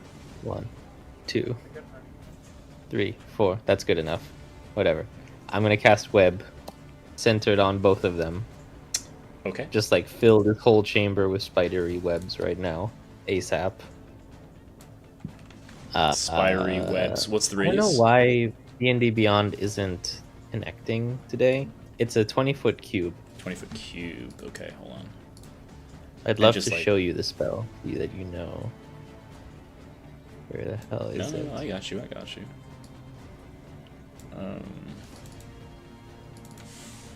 You can just do this, can't I? Oh, look, cool. I can even. Yeah, no. It even lets me do it. Oh, you can do like fractions of a unit. Oh, there you go. Nice. So There you you, go. There's you all the web the detail. room. What does it have to make? 16 dexterity save. Dexterity save. It rolls a 10.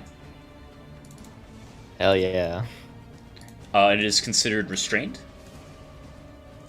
It kind of just looks like he got bigger, almost like his tentacles. All just like it the wrapped whole around room. him. Okay, and the Tom's is immediately restrained. Yeah. Cannot do that. You just hear him. You just hear Tom saying, "I'm sorry, Dad. I'm sorry. I killed you. I killed you." That's is that your turn, game? I'm gonna send Granick in that direction as far as he can go. 1, 2, 3, 4, 5, 6, 7, 8. You can There you use his go. action to dash if you'd like. Yeah. 1, 2, 3, 4, 5, 6, 7, 8. There he is. Okay. That's my turn. All right. Guys, are we done talking now? Kill, fight, do something. Greek. Now your turn. Is this creature from the same plane? Make an Arcana check. Oh boy. 22. It's hard to tell exactly. Mainly because you've never really encountered something like this, but you know it's a beholder type subclass. Typically some kind of aberration. Origin of it, you've heard that some beholders can just manifest and are created through thoughts and stuff of other beholders. If Mizian was from this plane of existence, then this thing would be too. Was Mizian from this plane of existence? As far as you could tell, yes. I see. Alright. So no, not a Pokeball. So I'm gonna use Magic Missile at level 8. Oh my god. Magic Missile at level 8 on the thing. Or level 7, whichever one. Yeah. Okay, go ahead and roll the damage for that. That's going to be... Level 7 is... Roll me 9d4. No. That's going to Sorry, be... that was 1. Yeah, it's going to be 10d4 plus 10, I want to say. Is Magic Missile 3 of them? Yeah, 3 darts plus 1 for every other. So first level is 3. 7th level will be 6 more. Yeah, 9d4 plus 9. 94. Alright, so let's delete that. 9/R 9d4 plus 9. Nice. 34. Immediately 30 Okay. points of damage are as this massive Hydra face comes in and like crunches upon it. And like you see like bits of like blue blood start like oozing out of it as the magic missile hits it. Alright, awesome. Now my other question is, do these creatures down here look like they could possibly get out? Oh, they're banging on the doors pretty hard. Alright, so I'm gonna 5, 10, 15, and then I'm gonna end my turn there. Okay, it is now the Death Kiss's turn, as this is what the creature is known as. It's like is restrained, and you guys like it starts like moving around and like bashing things. It can still see and stuff like out of the corner of its eyes. It says, You are no friends to me. I will eat you as well. And you see one of its tentacles reaches out and like hits something around here. As the doors open wide, and these two creatures move out. Can I use my reaction? Wait, Like, but it's I'm- restrained, right? Does that... It's restrained, yes, but it can't move, but it can still move its tentacles and stuff. Oh. Can Yes, tentacles are you would like to stuck in make the a way. reaction as it moves closer to you. Yes. oh. This is a 12. 12 does not hit this mutated creature, unfortunately. And as it you try to hit it, and this blood gushes out and and slips off as it comes to you, and he has his hands and rakes into you. Okay. That's going to be. It's going to now try to embrace you. Does a 9 hit? No. You see its arms kind of reach around and try to grab you, and parts of its tendrils on its back come out and try to hit you as well as it faces you with blood gushing out. As it leaves a bloody trail on the floor as it reaches you, and you manage to just duck out of the way in time and step back as its arms starts moving towards you. That's gonna be its turn. This one here, it's gonna go for Marionette. It's gonna try to embrace her. Ooh, that's gonna hurt. Not a natural 20, but does very much hit Marionette as it grabs into her and pierces into her body, and you can see it starts draining the blood out of her, and she just starts shriveling up terribly. That's a lot of fucking damage. Marionette's looking terrible right now. Damn. And she goes, "Ah! Damn you!" And she's a pile of blood, and she just starts getting eviscerated here. The Death Kiss has to use its action to deweb, right? I believe so, yes. They have to Alright. make a save? Strength I'm save, dex checking it save. right now. Apologize. No, take your time. Yeah, they need to make a strength check against the DCs of 16. Okay, strength check. Oh, rolls a 16 exactly. Alright. So it breaks free of the restrained condition. Uses its action to do that, so it doesn't have that anymore. And is actually just going to stay where it's at as after it pulls all the webs off itself. And its tendrils move out and through the gate and stuff. Okay, that's going to be its turn. Certus, you're up. All right. So Certus is gonna assess the situation. He's like, "Oh, I'll keep all of you alive. Don't you worry. First things first. The one about to be eaten. The guy on the table. Tom's. Certus Yeah. is gonna cast banishment. You cast banishment on Tom's? Yeah, because I know if I use it on the big guy, Certus has failed many times, but he's Oh! like, cast it on the weaker beings. Okay, so you cast banishment on Tom's. Is that a wisdom, charisma save? What is that? Charisma save, and I'll just shout, "Don't resist! I'm saving your life!" Tom's fully gets banished and blinked out. Whew, that's a good one. My You meal! You're taking a lot of damage, aren't you? I look at her and just see her all bloody. I'm like, oh shit. This is how the last fight started. I'm gonna go ahead and cast. Ooh. Is this only once? Oh shoot. Crap. I guess I will. Can I walk up to her and then touch her and be like, "Don't worry, you won't die on me." I guess spare the dying as I can't. Oh no, that's a action. Action, right? yeah. Oh shit. No, I need a bonus action. That's not a Okay, I don't have spell. any bonus actions. Okay. I guess unless it is a. You're now concentrating on banishment. Yeah, that's right. Okay, then. Wait. I can use. You learn 2 cantrips. Oh no, that's a spell. Okay, never mind. Oh, I have a healer's kit. All I use that? actions. All actions. Oh, it's an Still- action. Fuck. Oh, okay. I'll just end my turn. I don't think I'm Okay. connected to Foundry, so can you end my turn? Yeah, for I me? got you. Isaac, Okay. you're up. Okay.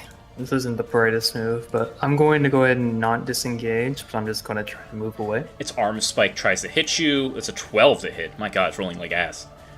Alright, no. He's like ass. Let's go.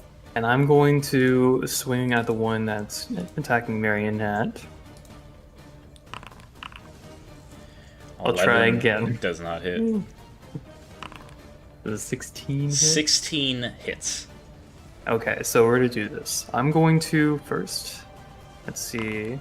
That'll be 6 fire damage. Plus, let's see. Plus 10 acid damage as I dump the vial and explode it into him. The acid seems to work pretty well on it, as it just like immediately loses a lot of viscous moisture. But in doing so, you see like as it takes the damage, its arms like pump into Marionette some more, and she takes additional damage. Oh, okay. And I'm gonna roll a trip, so it has to make a strength saving throw of 14. Strength save 14. Hold on, let me roll this damage for Marionette. And that'll do 6 more weapon type damage, I think. So I guess that would be slashing damage. Ooh, Marionette's not Fire looking good. damage? Let's see. Fire damage. Okay, gotcha. It's an additional damage. Has to make the strength save. Yep. Natural 20. Oh, it's for- easy. Okay, yeah, no matter what then. Alright, cool. Let me go ahead and fill that in, and I think that's... Oh wait, for a bonus action, I can still attack, so I'm gonna try to do another bludgeoning attack. Let's see. Sorry, that rolled damage. I'll just keep that there.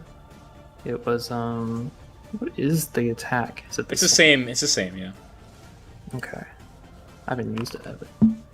Okay. For 2 more fire damage. 2 more fire damage plus your modifier. Do I get a modifier on that? Okay, so plus 4, so 6 more fire damage. 6 more fire damage. Okay.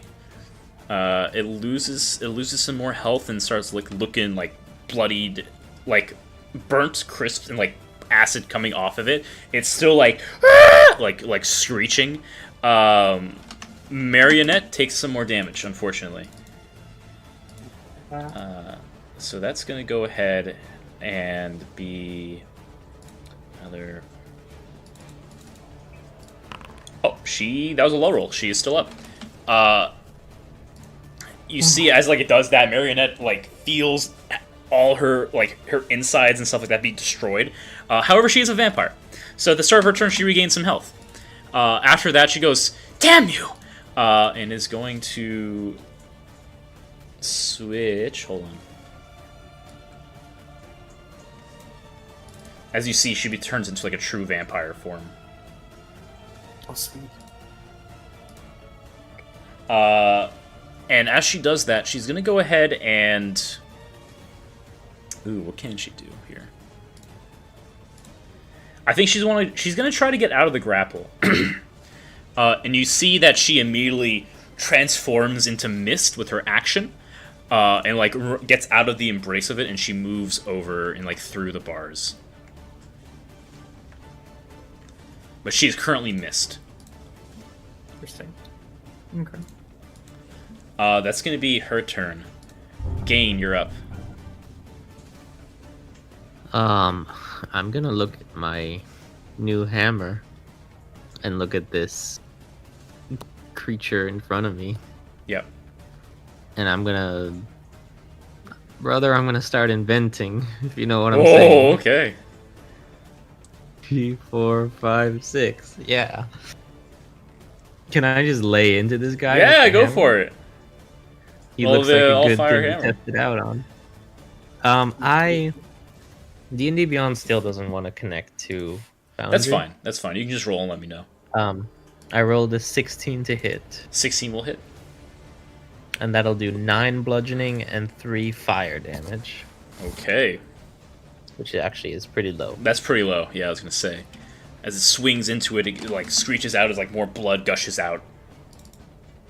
What does it do to this thing? The hammer? Yeah. Is it like? Is it molten?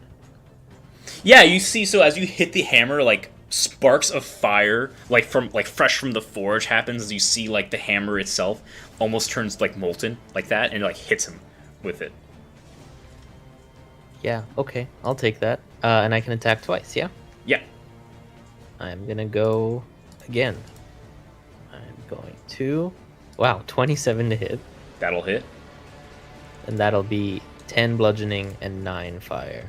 Okay, it's looking as bloody as it was before. It's now even bloodier, as like it's just starting to like molt and like lose its form. It looks pretty hurt. I'm gonna need to clean this thing afterwards. Wow, this is new for me. Cool. Sweet.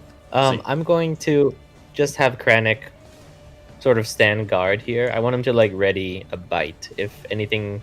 Well, if like this guy somehow comes through the gate, then he'll attack it and sort of like hold him off. Does that sound Yep, that sounds okay? fine. Cool. So he's gonna ready that, and I think that's my turn. Greg, you're up. Where's Tums, by the way? Tums? He's banished Tums? and disappeared. What? Different When did- plane of existence. Oh, that's what he did. That was the banish.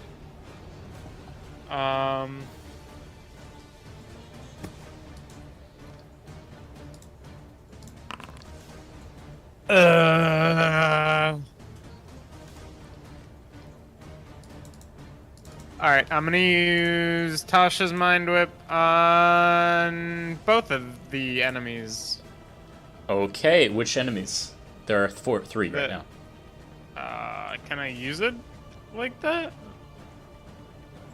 All right, it's second level, and then each one. For one creature, you could see higher levels. Using a spell third slot, you can target one additional creature for each level above second. So that would be I know, 3, but which? 4. That would, Yeah, but which creatures? There's all three. of them. Okay. You're hitting all of them. Okay. Intelligence saves. Yeah. Yes. The Death Kiss will go.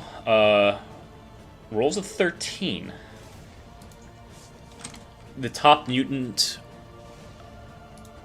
rolls a 10. The bottom mutant rolls a 2. They all fail. Awesome. And damage, 10 psychic damage. You see, the psychic damage is somewhat resisted on the Death Kiss, but it hits the other two just fine. All right. But what happens with the what can it do? What happens now? Can't take a reaction until the end of its next turn. Oh, and then on its next turn, it only chooses a move, an action, or a bonus action. It only gets one of the 3. Only gets one. Okay, you got it. Damn, this bottom one's still up even after the 10 psychic damage? It is, extra? yeah. What the fuck? It looks pretty bad though, for sure. Alright. That's the end of my turn. At the end of your turn, as that bottom one feels that psychic damage, it lashes out in response. Let's see if it gets its fucked up move again. It does not. It will instead take its arm spikes and just shunt into the gain. Ouch. That's gonna be a 20 to hit. 20 will hit. That you take 21 points of piercing damage. This is why I don't play on the front lines. What is the? How many attacks does it get? It gets 2. Okay, it's gonna go ahead and hit you again with its other spike. It's a 15 to hit. 15 will not hit. As it takes in the other spike, you deflect it out of the way with the hammer, and it bypasses it. It looks at you, mind frazzled, and like on death's door, it just looks like blood coming out of it. Just oozes that. The top one will use its movement. Let's see if it gets its fucked up thing back. It does. It will use its entire movement just to rush. Actually, hold on. Greek, roll me a d20. Certus, roll me a d20. Okay. I gotta roll one. 14. 14. Greek. 20. 20? Okay, this thing goes for Certus. As it rushes at you, Certus, but can't attack, because that was its thing. The Oh, death can I- kiss. Oh, what? Oh yeah, go use your action. Go ahead. Yeah. Let's Oh, see. wait. Was that the bottom one's turn that you did? No, this top one. Oh, no. But before, when it hit Yeah. Kane. Yeah. That was its turn? Yeah. Okay, alright. I didn't know if it was like a reaction to the hit. No. 21 does hit, by the way. Awesome. And that'll just be 10 fire damage. 10 fire damage. Okay. Takes that hit pretty well, and then it keeps going. That's its turn. This one here will not move, but will attack Certus. Its reach is 20 feet. What the? What? Oh my As a god! tentacle comes out at you and lashes out towards you. Don't touch me! Actually, hold on. Ooh, okay. I like you. Does a third 21 hit, Certus? Yes. A tentacle reaches out at you. You take 17 points of piercing damage as like the hooks of its tentacles are clear. Like the ends of the tentacles look like an octopus almost, but it's like a suction, like a lamprey. As it hooks into you, you feel all these like a bunch of teeth hit you, and it's gonna drain you now. Go ahead and make a Constitution saving throw.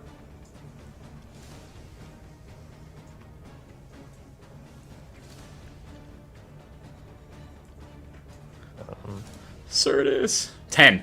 Certus fails, taking 22 points of lightning damage. And you see as the blood, you see Certus gets, electrocuted, and as the blood is drained, you see, the parts of where the Hydra, hurt it, it gets regained. Starts healing it back. Ah, much better, you flyer! You little dipshit! I hate you! And you are now grappled, Certus, and you should make me actually 2 more Constitution saving throws. This will be your concentration checks.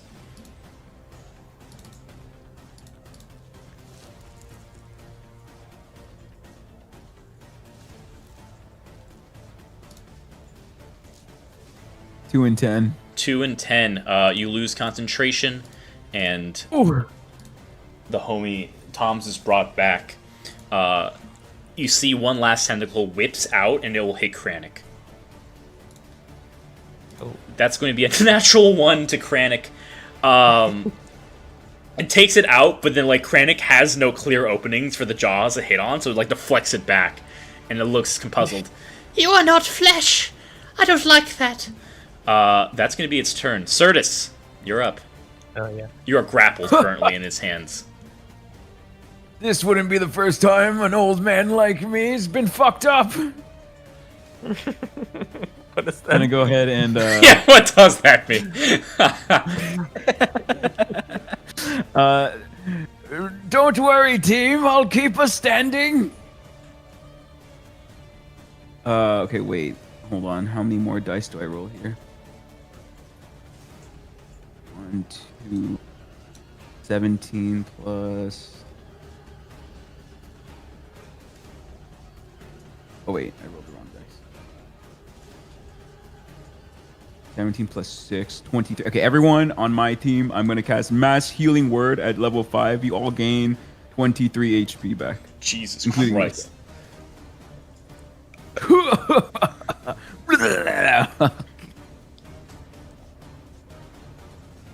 Alright, Certus. Mass Cure Wounds. Is that your turn? I think so. Let me see if I have any bonus things. No, those are all okay. Never mind. Those are all normal. Okay, that's it. That's it. Oh wait, no. That was a bonus action. Mass Healing Word is a bonus action. I can still cast a cantrip. You can still cast a cantrip, yes. Yes. Okay. I'm gonna be you hurt me. This healer has more than healing. I'm gonna cast Sacred Flame on the On the thing? Okay. Wisdom save, right? Dex save. Dex save. Rolls a Yeah. 12. Fails. Go ahead and roll your damage. Takes 8 points of radiant damage. You feel the radiant flame comes out and hurts part of its body, burning it again. It goes, The power of God! Oh no! At least I still have anime on my side. What? What only the Sir, fuck was only that? only Certus hears that. Only Certus. You may have just heard that word, Certus. Okay. It may have been just some miscommunication. Is that your turn? Okay, and that's it. Okay. Isaac, you are up. Okay, so I am going to continue on this. Well, yeah, I'm going to continue on this one right next to me. Let's see. All right, 12 hits. to hit. Yep. That'll be 6 fire damage for the last fire hit. Let's see. Now I'll swing back around for his legs. Got it. 25 to hit. That will hit. Let's go. For 8 more regular damage. That will finish it as you take your halberd and cleave off its legs. You see it falls onto the ground and like it's trying to move, like it's supposed to be dead, but its body is still moving. Interesting. I'll let it stay there. But I'll spin around the momentum and Beyblade into this guy's head with the pummel. All right. Let's see. Okay. That will miss. And I'll miss. End my turn. Now it'll be Marionette's turn. Marionette will move over here. As an action, revert back from her mist form. She gains some health at the start of her turn. And she goes and she sees like a lever and like pulls it. And the door here opens. And she goes, "Toms, don't worry, I'll save you." With like fangs out, like saying. She looks over to the Death Kiss. Is like, "There's only one bloodsucker in this town, Dip." And this thing goes, "Dip, what the hell does that mean?" But speaks that in deep speech. Unfortunately that was Marionette's action to do that, so that's gonna be her turn. Top of the round, Gain, you're up. I'm gonna dispel the webs. Okay, web's gone. Okay, get his ass. Okay. Can I throw my hammer from here? What's the range on the hammer? 20 feet. Then you will have to be as close as Certus is. Yeah. Okay. Understandable. I can't hit you without coming closer. Oh. All right, I'm gonna throw this thing, but I would really like to be able to roll it on. It signed me out of D&D Beyond, that I don't know how to get back in right now. Oh, that is I pretty figured weird. out why that happened. It's plus 10 to hit. Oh my god. Here, I'm just gonna roll it down here. I'm gonna DIY this. Wow, Natural 1. that's a natural 1. The hammer goes wide and hits the back of the wall. Okay, I'm honestly not even going to throw it a second time because that hurt me so much that I did that with this precious thing. I'm gonna be like, It comes "This back. is-" You infused it with returning, right? Yeah, And so it comes back. it comes back, and I'm like, I'm so sorry. I take it back. Kranich, go do something about this, please. I'm gonna send him in. He's gonna bite twice. Thank you for rotating him. I didn't know. How Yeah, to you're fix fine.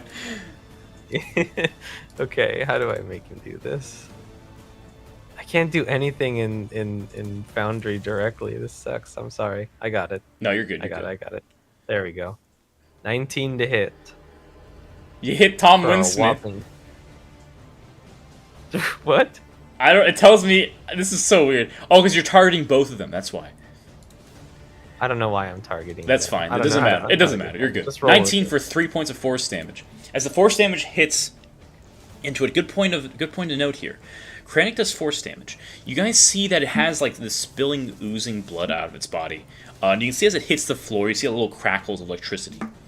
Kranich's force damage does not cause like any more wounds to truly appear. It's like more like internal force happening. But you see that Tom's is right next to this thing, and that any blood coming off it may hit Tom's. Luckily, Kranich damage does not cause that to happen. Oh, so maybe he should back off. But he's already engaged now. Yeah, like, Kranich attacking this thing will not cause that to happen. Okay. Well, he's gonna go for it again. Wow, that's a hit, I think. That's a good hit. 10 points of force damage. That's a healthy hit. He's like grabbing tentacles and ripping, tugging on them. Like when a dog chews on a Yeah. like a stuffed animal.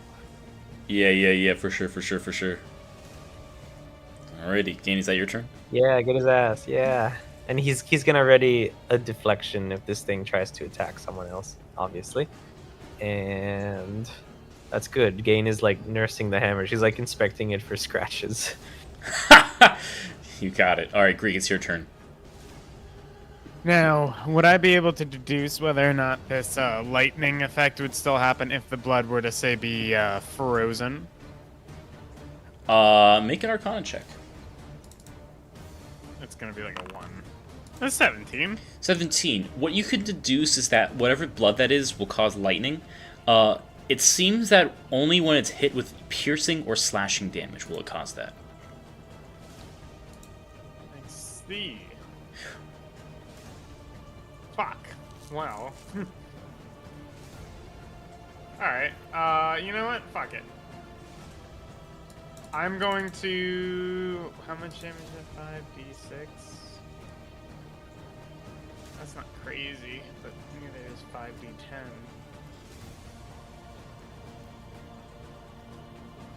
Alright. I'm gonna use Ice Knife at level 4. And I will hit next to it, so as to get hopefully get the explosion But not the of piercing. frost, but not the piercing. Okay, roll your damage then. Let's make a dex save. Rolls a 19 on the dex save. God damn it. Sorry there, Brad.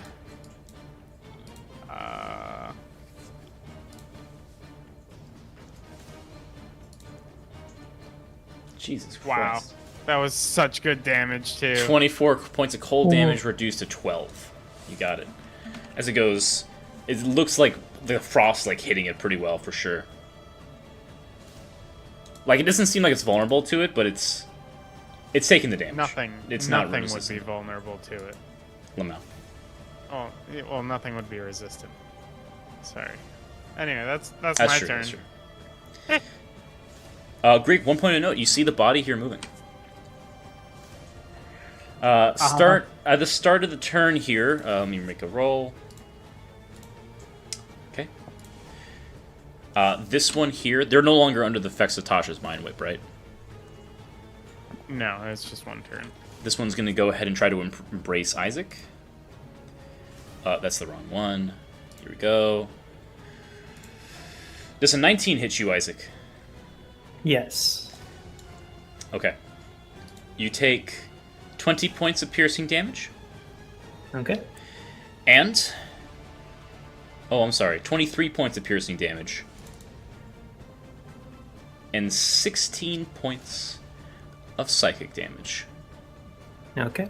As you feel your body being rended asunder and all your blood becoming like truly just disappearing. And now has you grappled in its embrace as it looks at you. And just I'm screams being in your rendered face. asunder. I need someone to help me. I'm being rendered no. asunder. They're rending his grappled. ass. Certus! Oh, wait, no, it's now the Death Kiss's turn. This guy will, with its tentacle, bring Certus closer. And is going to attempt to drain Certus. I'm gonna deflect that. Can I? Is that an This is attack? a constant. No, it's already in its like grasp. This is just like, it's just draining it right now. Can't actually deflect it. I need Certus to make me a Constitution saving throw. Okay, Constitution, natural 20 for 22. Oh my god! You hell yeah. resist I was like- your old man blood. Resist as much of the blood as possible. You still take 11 You want to be points. the first monster to try to suck me off? What? Hmm. You you take 11 points of lightning damage and regain some health. It's now looking around, seeing what's happening here. It's gonna whip out a tentacle towards Marionette. 20 hits her. She's now grappled by this thing. It's like in her grasp, and another tentacle is gonna whip out and reach and go for gain. And Just whipping it out. These are attacks. Yes, you can deflect the first or second one if you would like. I think Krennic would probably deflect the one against Gain, for being honest. All right. Instead of a 20, it is now a 13 to hit. Well, that's good, because that one doesn't hit anymore. Okay, Marionette is grappled, unfortunately, as she's being also sucked. Smile. And it's starting to look a bit problematic as it's just now grabbing blood. As it looks pretty healthy still, if I'm going to be honest. It now just has all you guys in its grasp at this point. Certus, you're up. You're currently being blood drained. Okay. Let's see how much blood you can drain. Well, I keep regaining it, so I'm gonna go ahead and cast Mass Cure Wounds again, but this time at lower level. Everyone in the room, 15. I gained 22 because I gained 7 additional. This is so funny. I'm almost back to full, by the way, Eric. That is actually incredible. Yes, and fuck you! I'm gonna cast Sacred Flame again while I'm being held. It rolls a 4. It takes the damage. You're gonna take. Oh, You you're gonna dirty liar! What is it? Oh no, he cut out as he said that.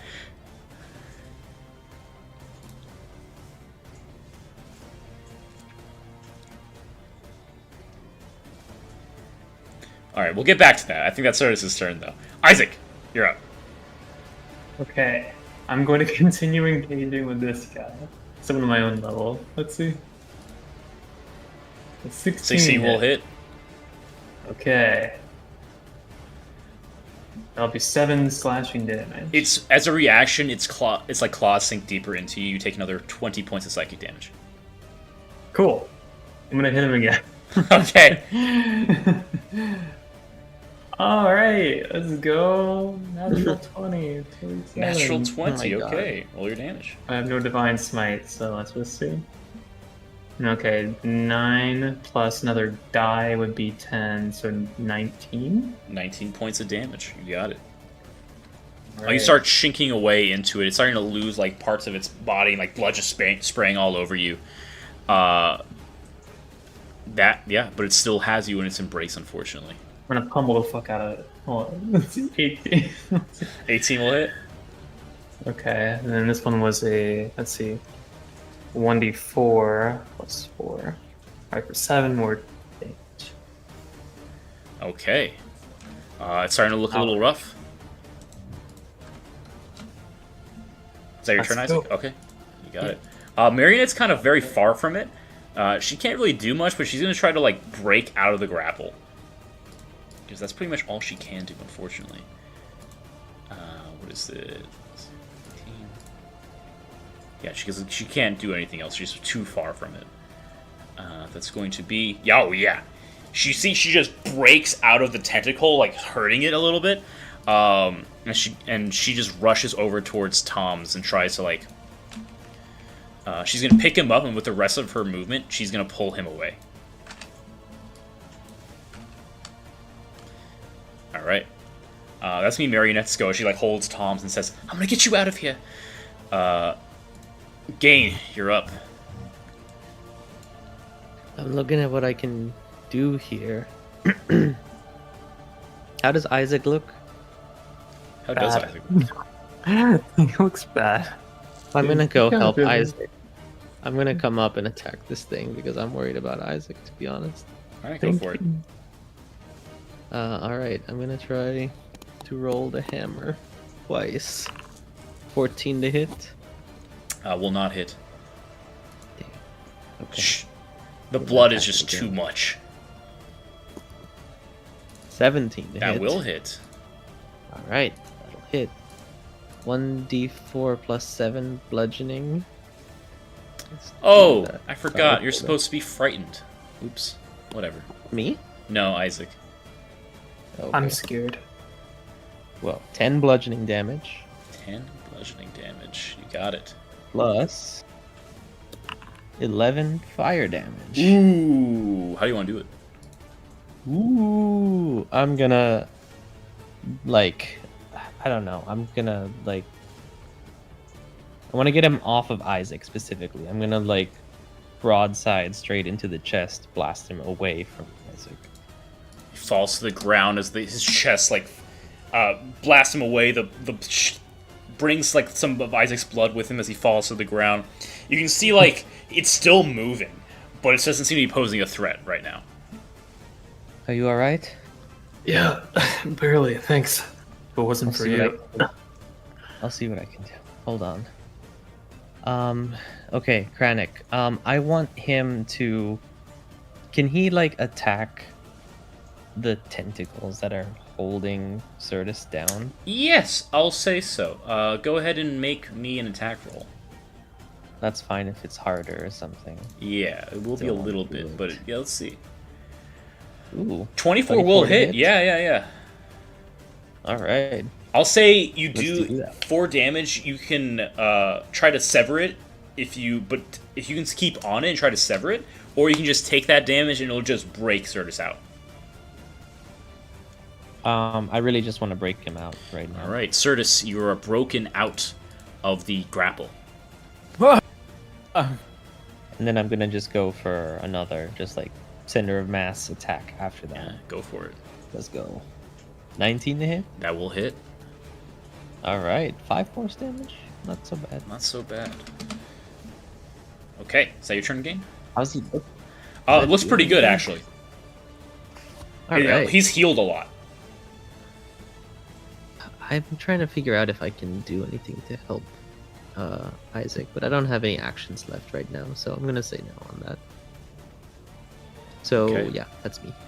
Greek, you're up. Okay. Will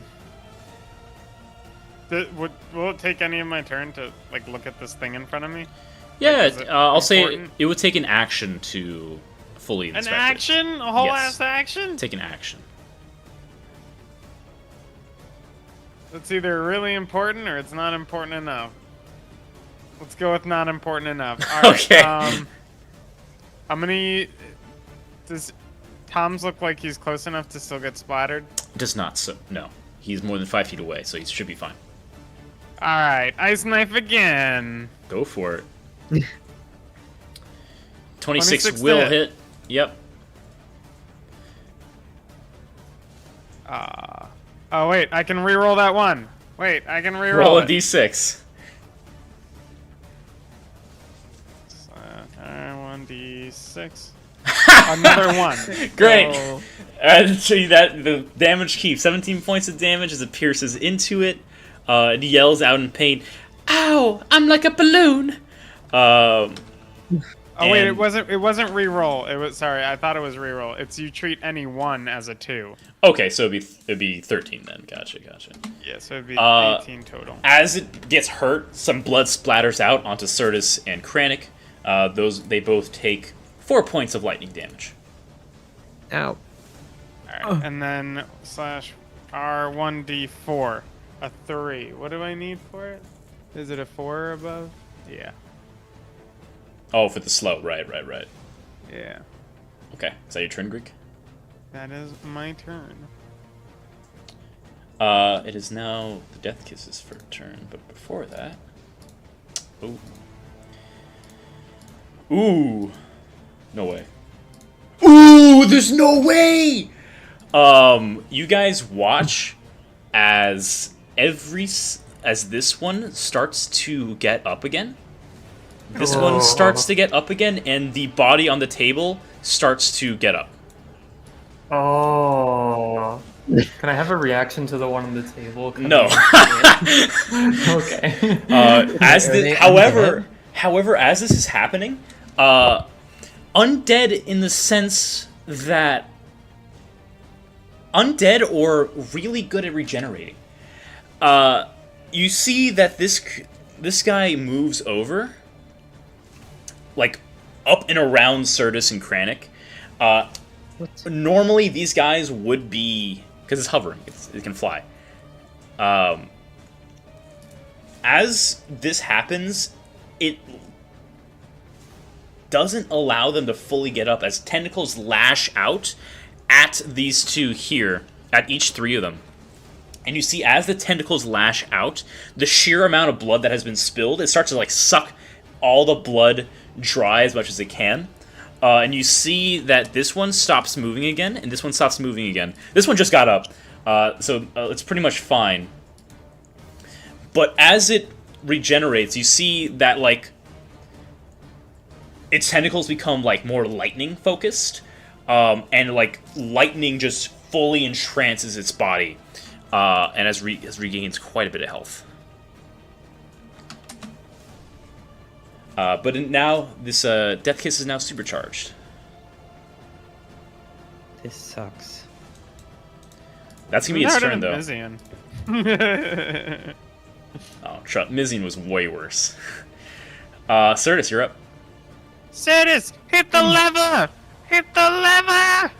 Where's the lever? The lever's over here. Yeah. Who I'm gonna use? Wait, can I hit it as a free action, or is it? Free action. An action to hit? An Okay, I'm action. gonna use my action to disengage. Okay. Wait, is this still in range? You're still in range. You don't have to disengage. Oh, okay.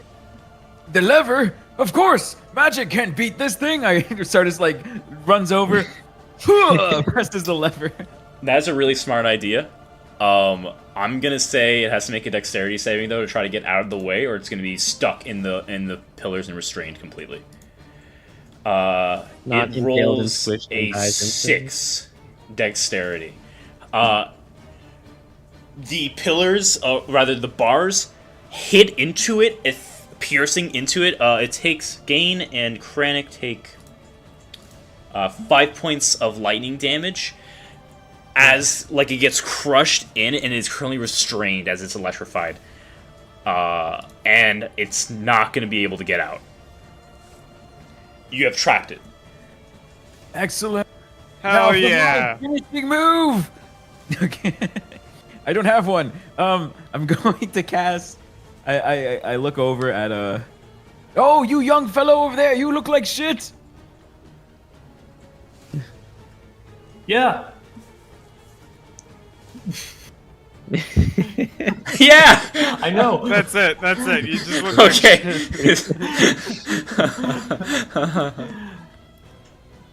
Okay. But don't worry, I got your back. You watch as you see green spiritual energy fly out of my fingers, and I'm like, watch this, and my fingers are like daggers, and I stab myself in the abdomen. Ah!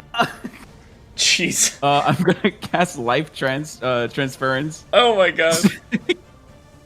I'm gonna make sure you're okay, little buddy.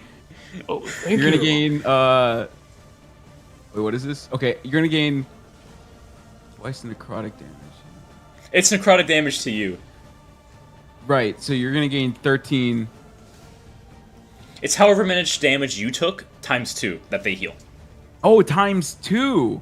Oh, nice. Okay, so that's double of that then. So 23, Oh, wow. 26. Physics. Nice. And I lose 13, but then I also gain 5. So Oh, as life cleric, that's amazing. yeah.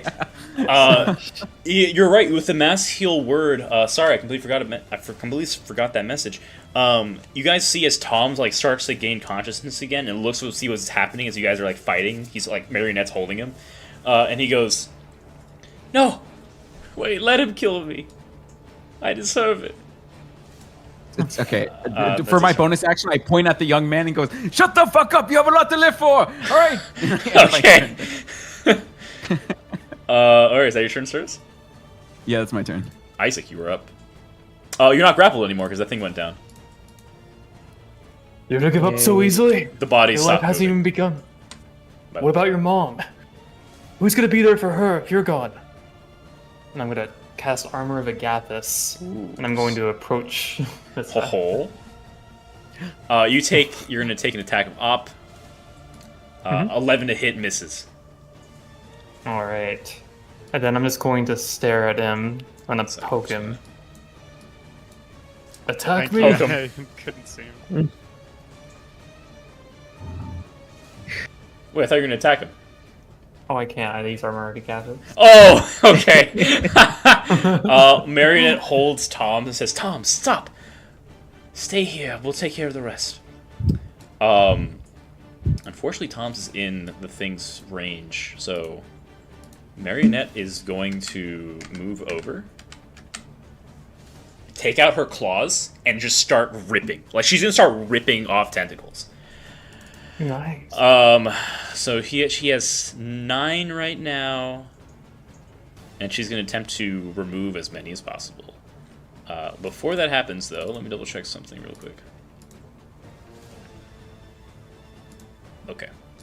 She's gonna actually hold her action as she says, "Get away! Once I start ripping into it, you're all gonna get hurt." It's gonna hold her action to attack, waiting for you guys to move back because of the lightning blood. Gain, that is you. Everybody stand back. Yeah, what's the range on this thing? 20 feet. 20 feet. I'm gonna just back up. Now I'm 10 feet away.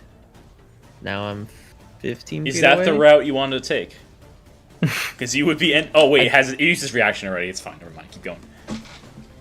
Who used his reaction? This thing. The other zombie, you're fine. Is he in range of me? No, you're good. No, you're good. Yeah. I just want to back up a little bit so I don't get splashed again. Yeah, I'm where you gonna are is cast- totally fine. I have a spell that I can cast. It's called Heat Metal, and I'm gonna cast it on the gate. Okay! Alright, that's awesome. Does it have to make any saves or just the straight damage? I am finding that out right now, and I wish that I could make it show up in I Foundry. know. I don't know what's happening right now. It's because I'm not logged into D&D Beyond, and I can't Wait, figure but out my login. how could it make a save? If it's being pierced by the metal. It's more like a constitution. I'm imagining constitution saving throw. It says you can cause the object to glow red hot. Any creature in physical contact with the object takes 2d8 fire damage Just when you automatic. cast the spell. Automatic. Got it. Okay, so roll that 2d8. If a creature is holding or wearing the object and takes the damage from it, the creature must succeed on a Constitution saving throw or drop the object if it can. If it can't, then it has disadvantage on attack rolls and ability checks until the start of your next turn. Ooh, it rolled a 20 on the con save, unfortunately. But that is good to know. As long as the heat metal continues on, it will, every turn it has to make this con save. Yeah, basically. Like, I guess it can't really, like, remove the object as such. No, it can't. Right? No. But maybe it just won't have disadvantage, but it'll still be subjected to it. Yeah. So it's 2d8 fire damage. Do that. Wow, that's lame. Still. It's hot now. It's hot. That's It's gotta taking, be it's bad for taking him. yeah, it's taking some damage from that. Is it? You start smelling up like searing flesh. This is the most gruesome place we've ever been to. This sucks a little bit. All right, Gain, is that your turn? That's what Gain's gonna do. I guess Kranich is gonna start biting his ass. Cause why not, right? Yeah, go for it. Gonna make too much. Literally some cheeks through the gate and just like some tiny little cheeks. All right, 23 to hit. Oh, it didn't. Why didn't it calculate? 23 will hit, right? Yep. It dealt 3 points of Two. damage. And then the other one also hit. I rolled it twice, but it only calculated damage once. Wow. Not rolling well on damage these days, No, but unfortunately not, but it's fine. we'll take that. I feel Okay. like I looked at the all-fire hammer, and I'm like, I know what to do. I'm gonna say I'm gonna make it hot. something right now. You guys this thing cannot move. If you move out of its range, it cannot do anything. So I'm I'm letting you guys know that like you guys can keep fighting it and try to kill it if you would like to, but the option for you to just move out of its range, like, because it's stuck in the bar, but there's like space to maneuver around it, right? So if you wanted to, like, everyone here wanted to leave, they definitely could. What are the odds we get it to turn into a human form and hang out with us? Oh my god. Who knows? But I'm just saying, offering that as an alternate condition to end this combat. Just saying. Yeah, I feel like we kind of got it on For lock. sure. I for have sure. polymorph if you want to. Greek, what would you like to do now? You see, this thing on the table is still there. Yeah, It looks I'm pretty gonna bad, though. I'm gonna just use water whip on him. This one here? Yeah. Alright, what is that, Dex? Yeah, dex save. Rolls a 5. Nice. 22 bludgeoning damage. That will actually take it out. What would you... It just splats against the wall. its like, head oh, like- crushes. Falls to the ground, but still seems to move. God damn it. If pulling the lever is a free action, then can Certus just like spam it up and down and mush this thing into paste? You have 1 free action per round. Okay. Greg, is that your Also, turn? the question, it is 10 feet away from the lever. Could it technically press it itself? As you say that, it's its turn. And in fact, its tentacle does try to like go around and like hit that lever. Certus, Yes. you can try to block it if you would like. I'll allow that to happen. You would He's trying to- you would Let's end this automatically combat. you would automatically take. Sorry, you're right. I forgot about that condition. Never mind. Forget what I said. As the tentacle whips around, you could try to prevent it from hitting the lever, but you would take an automatic hit and it would grapple you. Oh, okay. So it's reaching for the lever. Yeah. Um. So you can try to block Yeah, it. sure. I'll take the hit. Yeah. All right. Certus will take the hit and be like, no, no, no. You like Can stomp on the Krennic tentacle. deflect that? Try to? This is more like Certus is bringing himself there, and it has 9 other tentacles. So this is sort of more like Certus is positioning himself in a way where no matter what, it can't reach it. So I got you. you take 14 points of piercing damage. Oh, fuck. Out of the way! I'm stuck! Door's stuck! It will whip out its tentacles some more. These are with disadvantage. It's gonna hit this one that got hit down, and it's just automatically gonna regain some HP. It's just gonna try to preserve its life as much as possible. This one stops moving. And then another attack is gonna hit Isaac. That is an 11 to hit. No. Alright, Certus, is now your turn. You are Okay. grappled. Wow, that hurt. But you know what hurts more? I'm gonna. Can I use a free action? Oh no. Yes. Also, you can probably try to Just break say the yes. lever if you want to. That's also a possibility. So it can't even be used.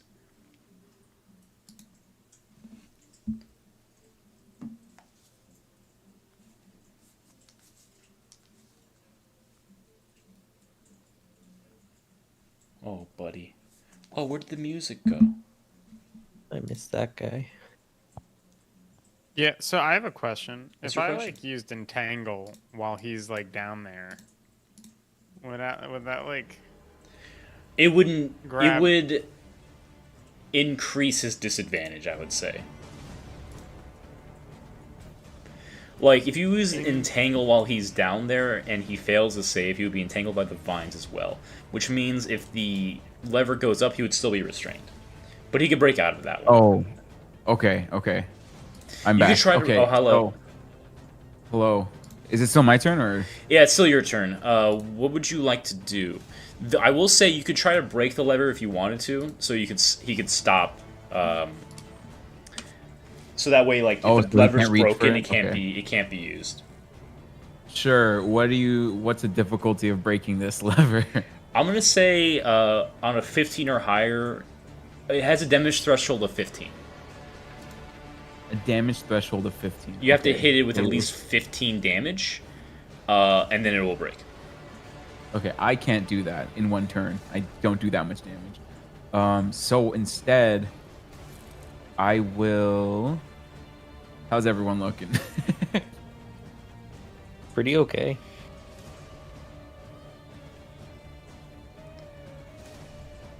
Yeah, this is more of like a.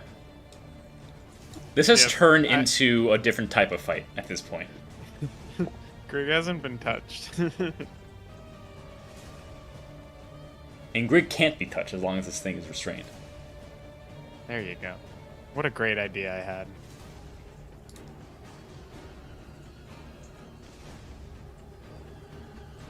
See, he did it to himself because I wanted to use Water Whip and pull him into there and then have someone close it, but he did it to himself. Yeah, definitely was not considering that. Bonus action is a spiritual weapon. You got it. Cast spiritual weapon as a bonus action. I'm a little dingus. I don't have a thing for it. We'll just use that. That's your spiritual weapon. Okay, cool. And then I hit with the. I hit with it. Do you want to try to hit it directly, or do you want to try to destroy one of its tentacles? Hit the lever. Oh, you hit the lever with it. Oh, okay, gotcha. Go for it. Yeah. Yeah, so I'm gonna try to hit the lever with it. Do I need to roll to hit or just roll damage? Roll damage. Okay, cool. Looking for 15. So 9. 9. Unfortunately, it hits it. What's your spiritual weapon look like? It's the book. It looks like the Nitra's book. Oh, Book of the Beyond. Book of the Dead. Gotcha, yeah, it just the yeah. book just smacks it. It just smacks the lever. You see it shakes a bit, but does not do enough damage, unfortunately. Oh. Okay. Oh, so that was my bonus and my action, I think. Yeah, and you're grappled, so I believe that is your turn. That's fine. Okay. Marionette says, Isaac, move back!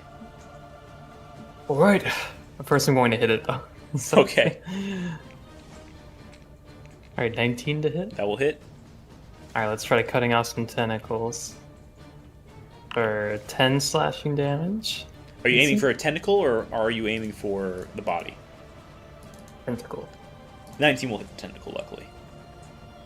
Alright, so 10 points. Try again. That'll hit again. 19. Yeah. All right. For 5. You managed And to I'm gonna- slice off one tentacle, and you're starting to get your way through the next one. Oh, awesome.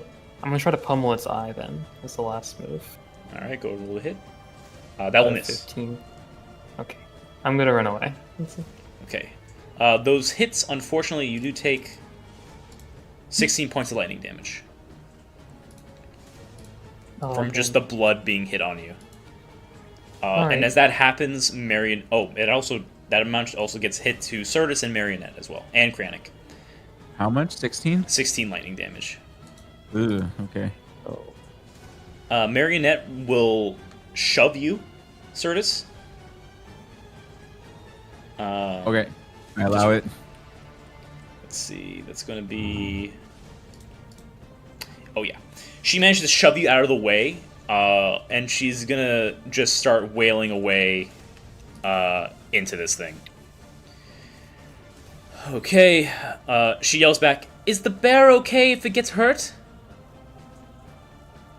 He'll be alright. Alright, she's going to just slap away at it. Oh, that's one tentacle gone. Hope she doesn't do too much damage, actually. She manages to break off 2 more tentacles. This thing only has 6 left. However, the blood splashes on. She and Kranich both take 20 lightning damage. 20. Okay. Kranich is very hurt. Kranich Sorry! is really very hurt. Gain, it is now your turn. Okay. I'm gonna ask this thing if it's ready to give up yet. It does not understand you. Okay, great. Well, then I'm gonna hit it very hard. No, but I have to. Can you back up like another 5 feet? Yeah. I'm gonna back up next to Grig. Can I that does use my put you out of bonus its action range. So you will be provoking an attack of op. I thought he couldn't attack because of all the things happening to him. He still has like stuff. He can still move his tentacles. Okay. He's just can I use a restrained. bonus action before a regular action? Yes. If it's to do something with Kranich, Kranich moves immediately after you. Okay. I mean, I'm gonna use my action to disengage. Okay. And I can't really mend Kranich from here anyway. I'm going to use my bonus action to control Kranich. I'm going to make him cast Repair on himself. Okay. For 7 HP. So cool, now he has 9 HP. That's great. And then I'm gonna have him back away from this Yeah. creature. You got it. A There you little go. bit, at least. This is far enough to not get splashed. Yes. Cool. Okay, that's really the best that I can do right now. I feel like this is not so hot. Cool. All right, I end my turn. Greek, you were up. Is it okay if I throw a fireball? You yelling at Do it. Marionette? Do it, Greek. I'm talking to everyone because it's gonna hit Certus and Kranich and Marionette. Oh, It is. Yeah. I guess. I'm gonna fucking die. Like the max amount of damage it would do is 42. Curtis would almost perish immediately. Almost. He will be down. He just won't be dead. Wait, is it double the max health or? No, it's just 42. If you No, don't I mean make like the dex for save. permadeath. Oh, Yeah, it's I don't over. know. It's like you would not be permadeath from that. Okay, so you need to go over double the health, or is it It's half the max? it's your negative max health. So like if you had a max health of 30, if you took 60 damage in one hit and you went to negative 30, then you would be permakilled. Oh, so okay, so gotcha. Never mind. I'm okay. I'll be okay. I'll just be down. if you take the full damage. Yeah. And does he get disadvantage on dex? He does. Okay. You're throwing a What about fireball. Marionette. Marionette What about goes, Marionette? I'll be fine, I'm a vampire. Okay. It'll hurt though. I'm gonna throw a fireball. You yeet a fireball. I need Kranich, Certus, and Marionette, I guess. Marionette will make the dex save. She rolls a natural one, takes the full 33. Her dress is completely burnt. Certus rolled a natural 1 for a total of 0. No. Certus takes the full 33. The Death Kiss will take it. Rolls a 12, takes the full 33. It looks hurt now. What about Kranich? Is Kranich okay? Do you take half as much damage on a fail or a On a success? success. Yeah, half. on a success. Then it doesn't matter. He's gonna die no matter what he rolls. No. Kranich is blown to smithereens. Just like No! completely Yeah. burnt. This is not the first time Kranich has died, but it certainly won't be the last. I think it's the second time, maybe the third. I think maybe the third. Is that your turn, Greek? I'm so sorry. Is this thing dead at least? As you say that, it yells out to Certus and like brings you close, Certus. It says, "Stop! Make them stop! I will stop! Yield! I yield! Please! I can't do anything!" Certus is unconscious. Oh, he's unconscious. So, He's down. oh, that's right, that's right. Oh, so you see it like trying to talk to you, but it's just shaking your limp body, and he goes, "Oh, fuck this!" and it drains you. You take immediately 2 failed death saves. Oh my Oh god. no. Oh my god, okay. As it drains some of your health, because it still has you in the grapple, and then it's going to go ahead and whip out its tentacle to Isaac, because Isaac's the only one in range outside of Marionette, and it's going to be disadvantaged with restrained. Natural 20 and a 22 to hit. Shut up. Okay. All right. 22 okay. hits. You take 13 points of piercing damage. You take and 20 6 points of ice damage. Oh, 20 points of ice damage. It's looking pretty bad. And another 6 points of lightning damage. All right. You are grappled and it pulls you in. Okay. And it's just like knowing that no one can understand it. It's just gonna keep trying to survive here. Its only other condition is to kill everyone. So Certus, roll me a death saving throw. Okay, There it here we is. go. Holy Natural shit. 20. Natural 20. Certus, you are Wow. awake. Oh. You like feel Oh my your blood being God. drained, and you hear the head priestess go, "Wake up, you lazy bitch!" And you're immediately woken up, and you see this thing is like flailing you around and says, I yield, or I'll kill all of you."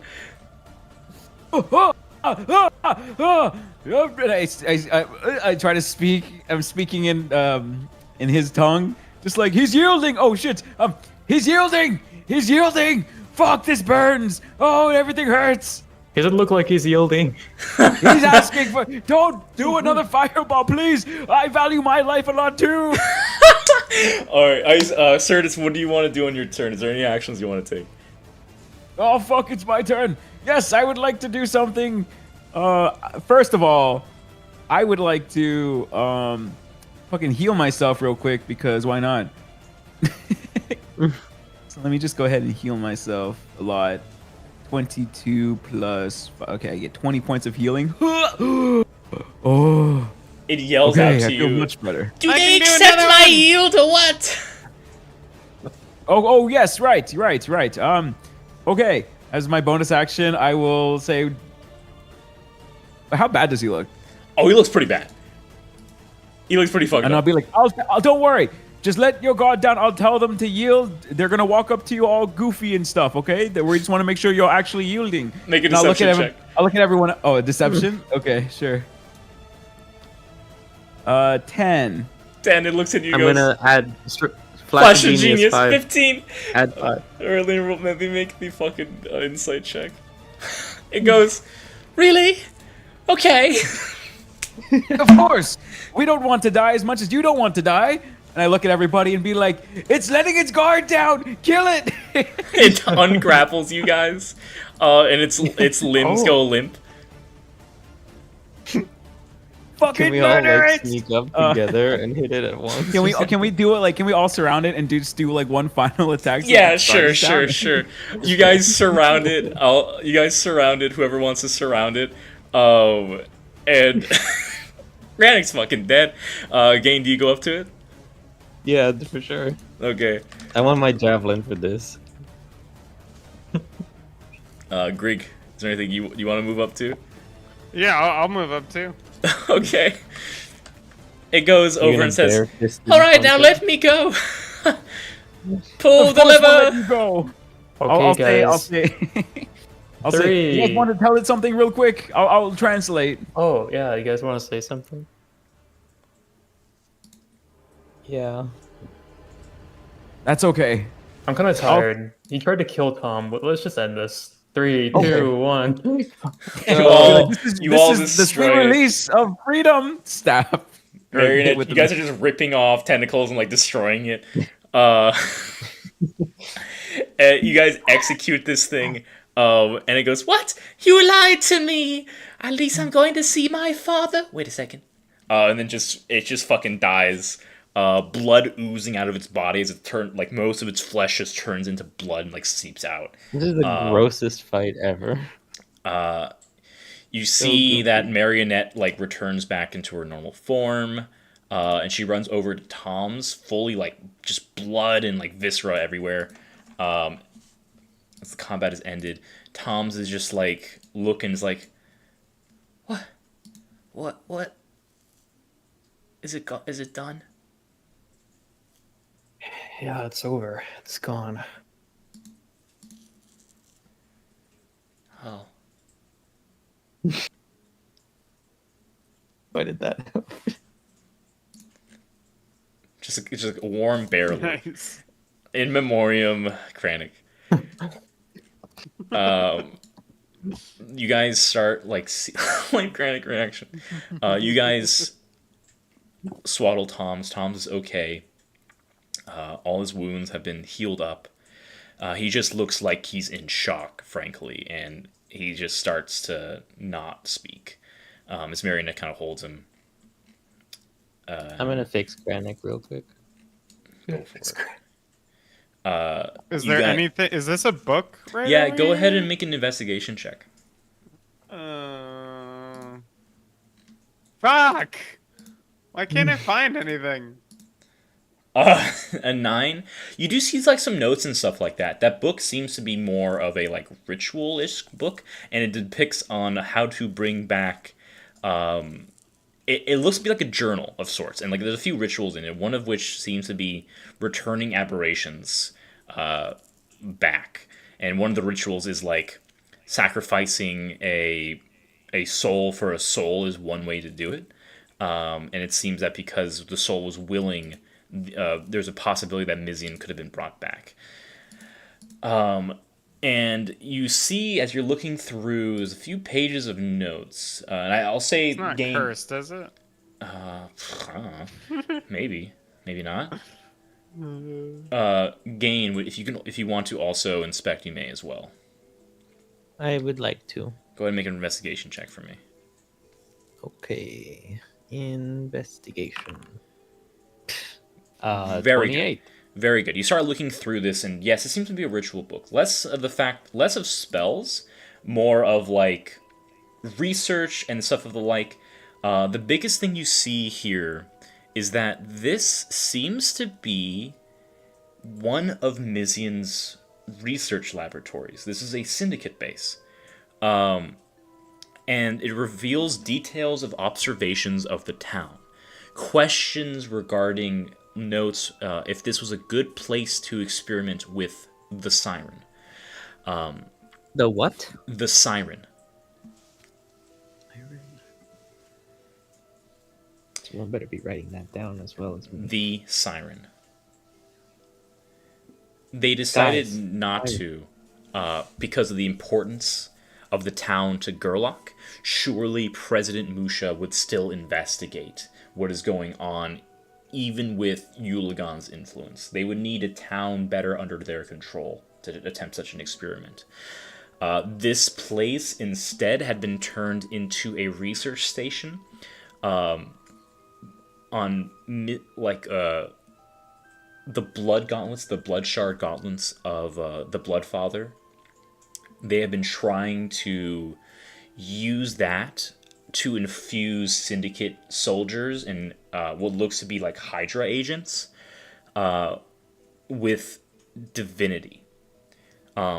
However, trying to control such divine power, such powerful ether from the gauntlets, caused such abhorrent mutations that it made those fiends you see around, like the mutated bodies here and there. It seems that the Bloodfather Vokon, his power was just too much for mortal bodies, and creating the creatures you see before you. And these guys seem to have just been left here. Mizian never came back, but because of his influence and just the way beholders work, this creature, this Death Kiss, was created as a result of Mizian just working with the gauntlets in general, and seems to have just been abandoned here.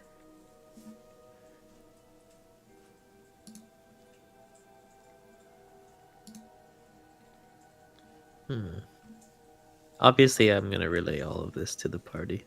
For sure. What is the siren?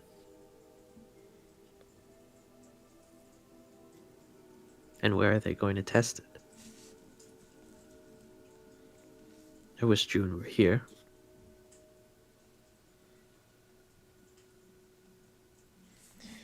I think with that, why don't we wrap up today's session? Sure. Okay. Is it possible for me to? Is there like a transcript of that note or anything like that? Um, If not, I'll just take my notes. But I don't have an exact description of it. I can write down. This was less like official journal entries and more just a general thing of what you guys find. So I Gotcha. did not No have problem. like an actual thing written down, but I can do that if you would prefer. That's totally okay, DM. Don't worry. Okay. Okay. I just want to make sure I have all the key points written down. For sure. You have the siren, experimentations with like one of the divine relics. Truly a gory, gruesome spot for sure. Just the sheer amount of blood everywhere. Tom's is okay. Marionette is fine. You guys are all okay. Solaris almost actually did die on his first combat, which was hilarious. But it wasn't even the monster's fault. You guys told me to throw it, alright? I wouldn't have thrown True. it. That is true. The amount of natural ones rolled today is insane. I So think I many. rolled what, like 6 or 7 or something. Easily at that much, right? If not more. Like so many. I was not expecting that fight to end up being the slog that it did near the end, but once you guys got into that position, I'm like, he heals. He's restrained. This is just gonna That was be a good call, dude. Yeah, absolutely. The gate was clutch.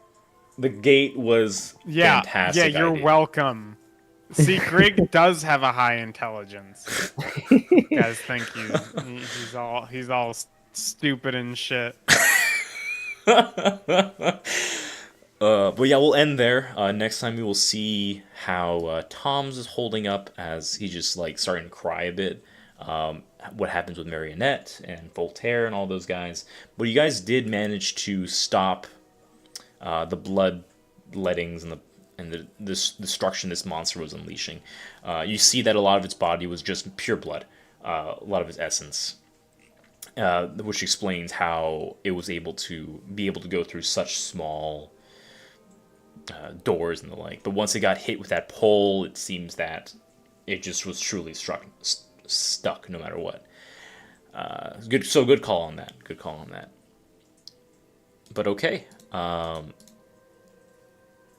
We'll call it there. I think next week I should also be free next week, I want to say. So we probably still have a session. Oh, it's a Super Bowl, though. Does anyone have Super Bowl plans? I do not. I'm sure Hunter does, Yeah. but I don't know. I'll get back to you on that. Okay. That sounds good. If worst case, we can just do the week after.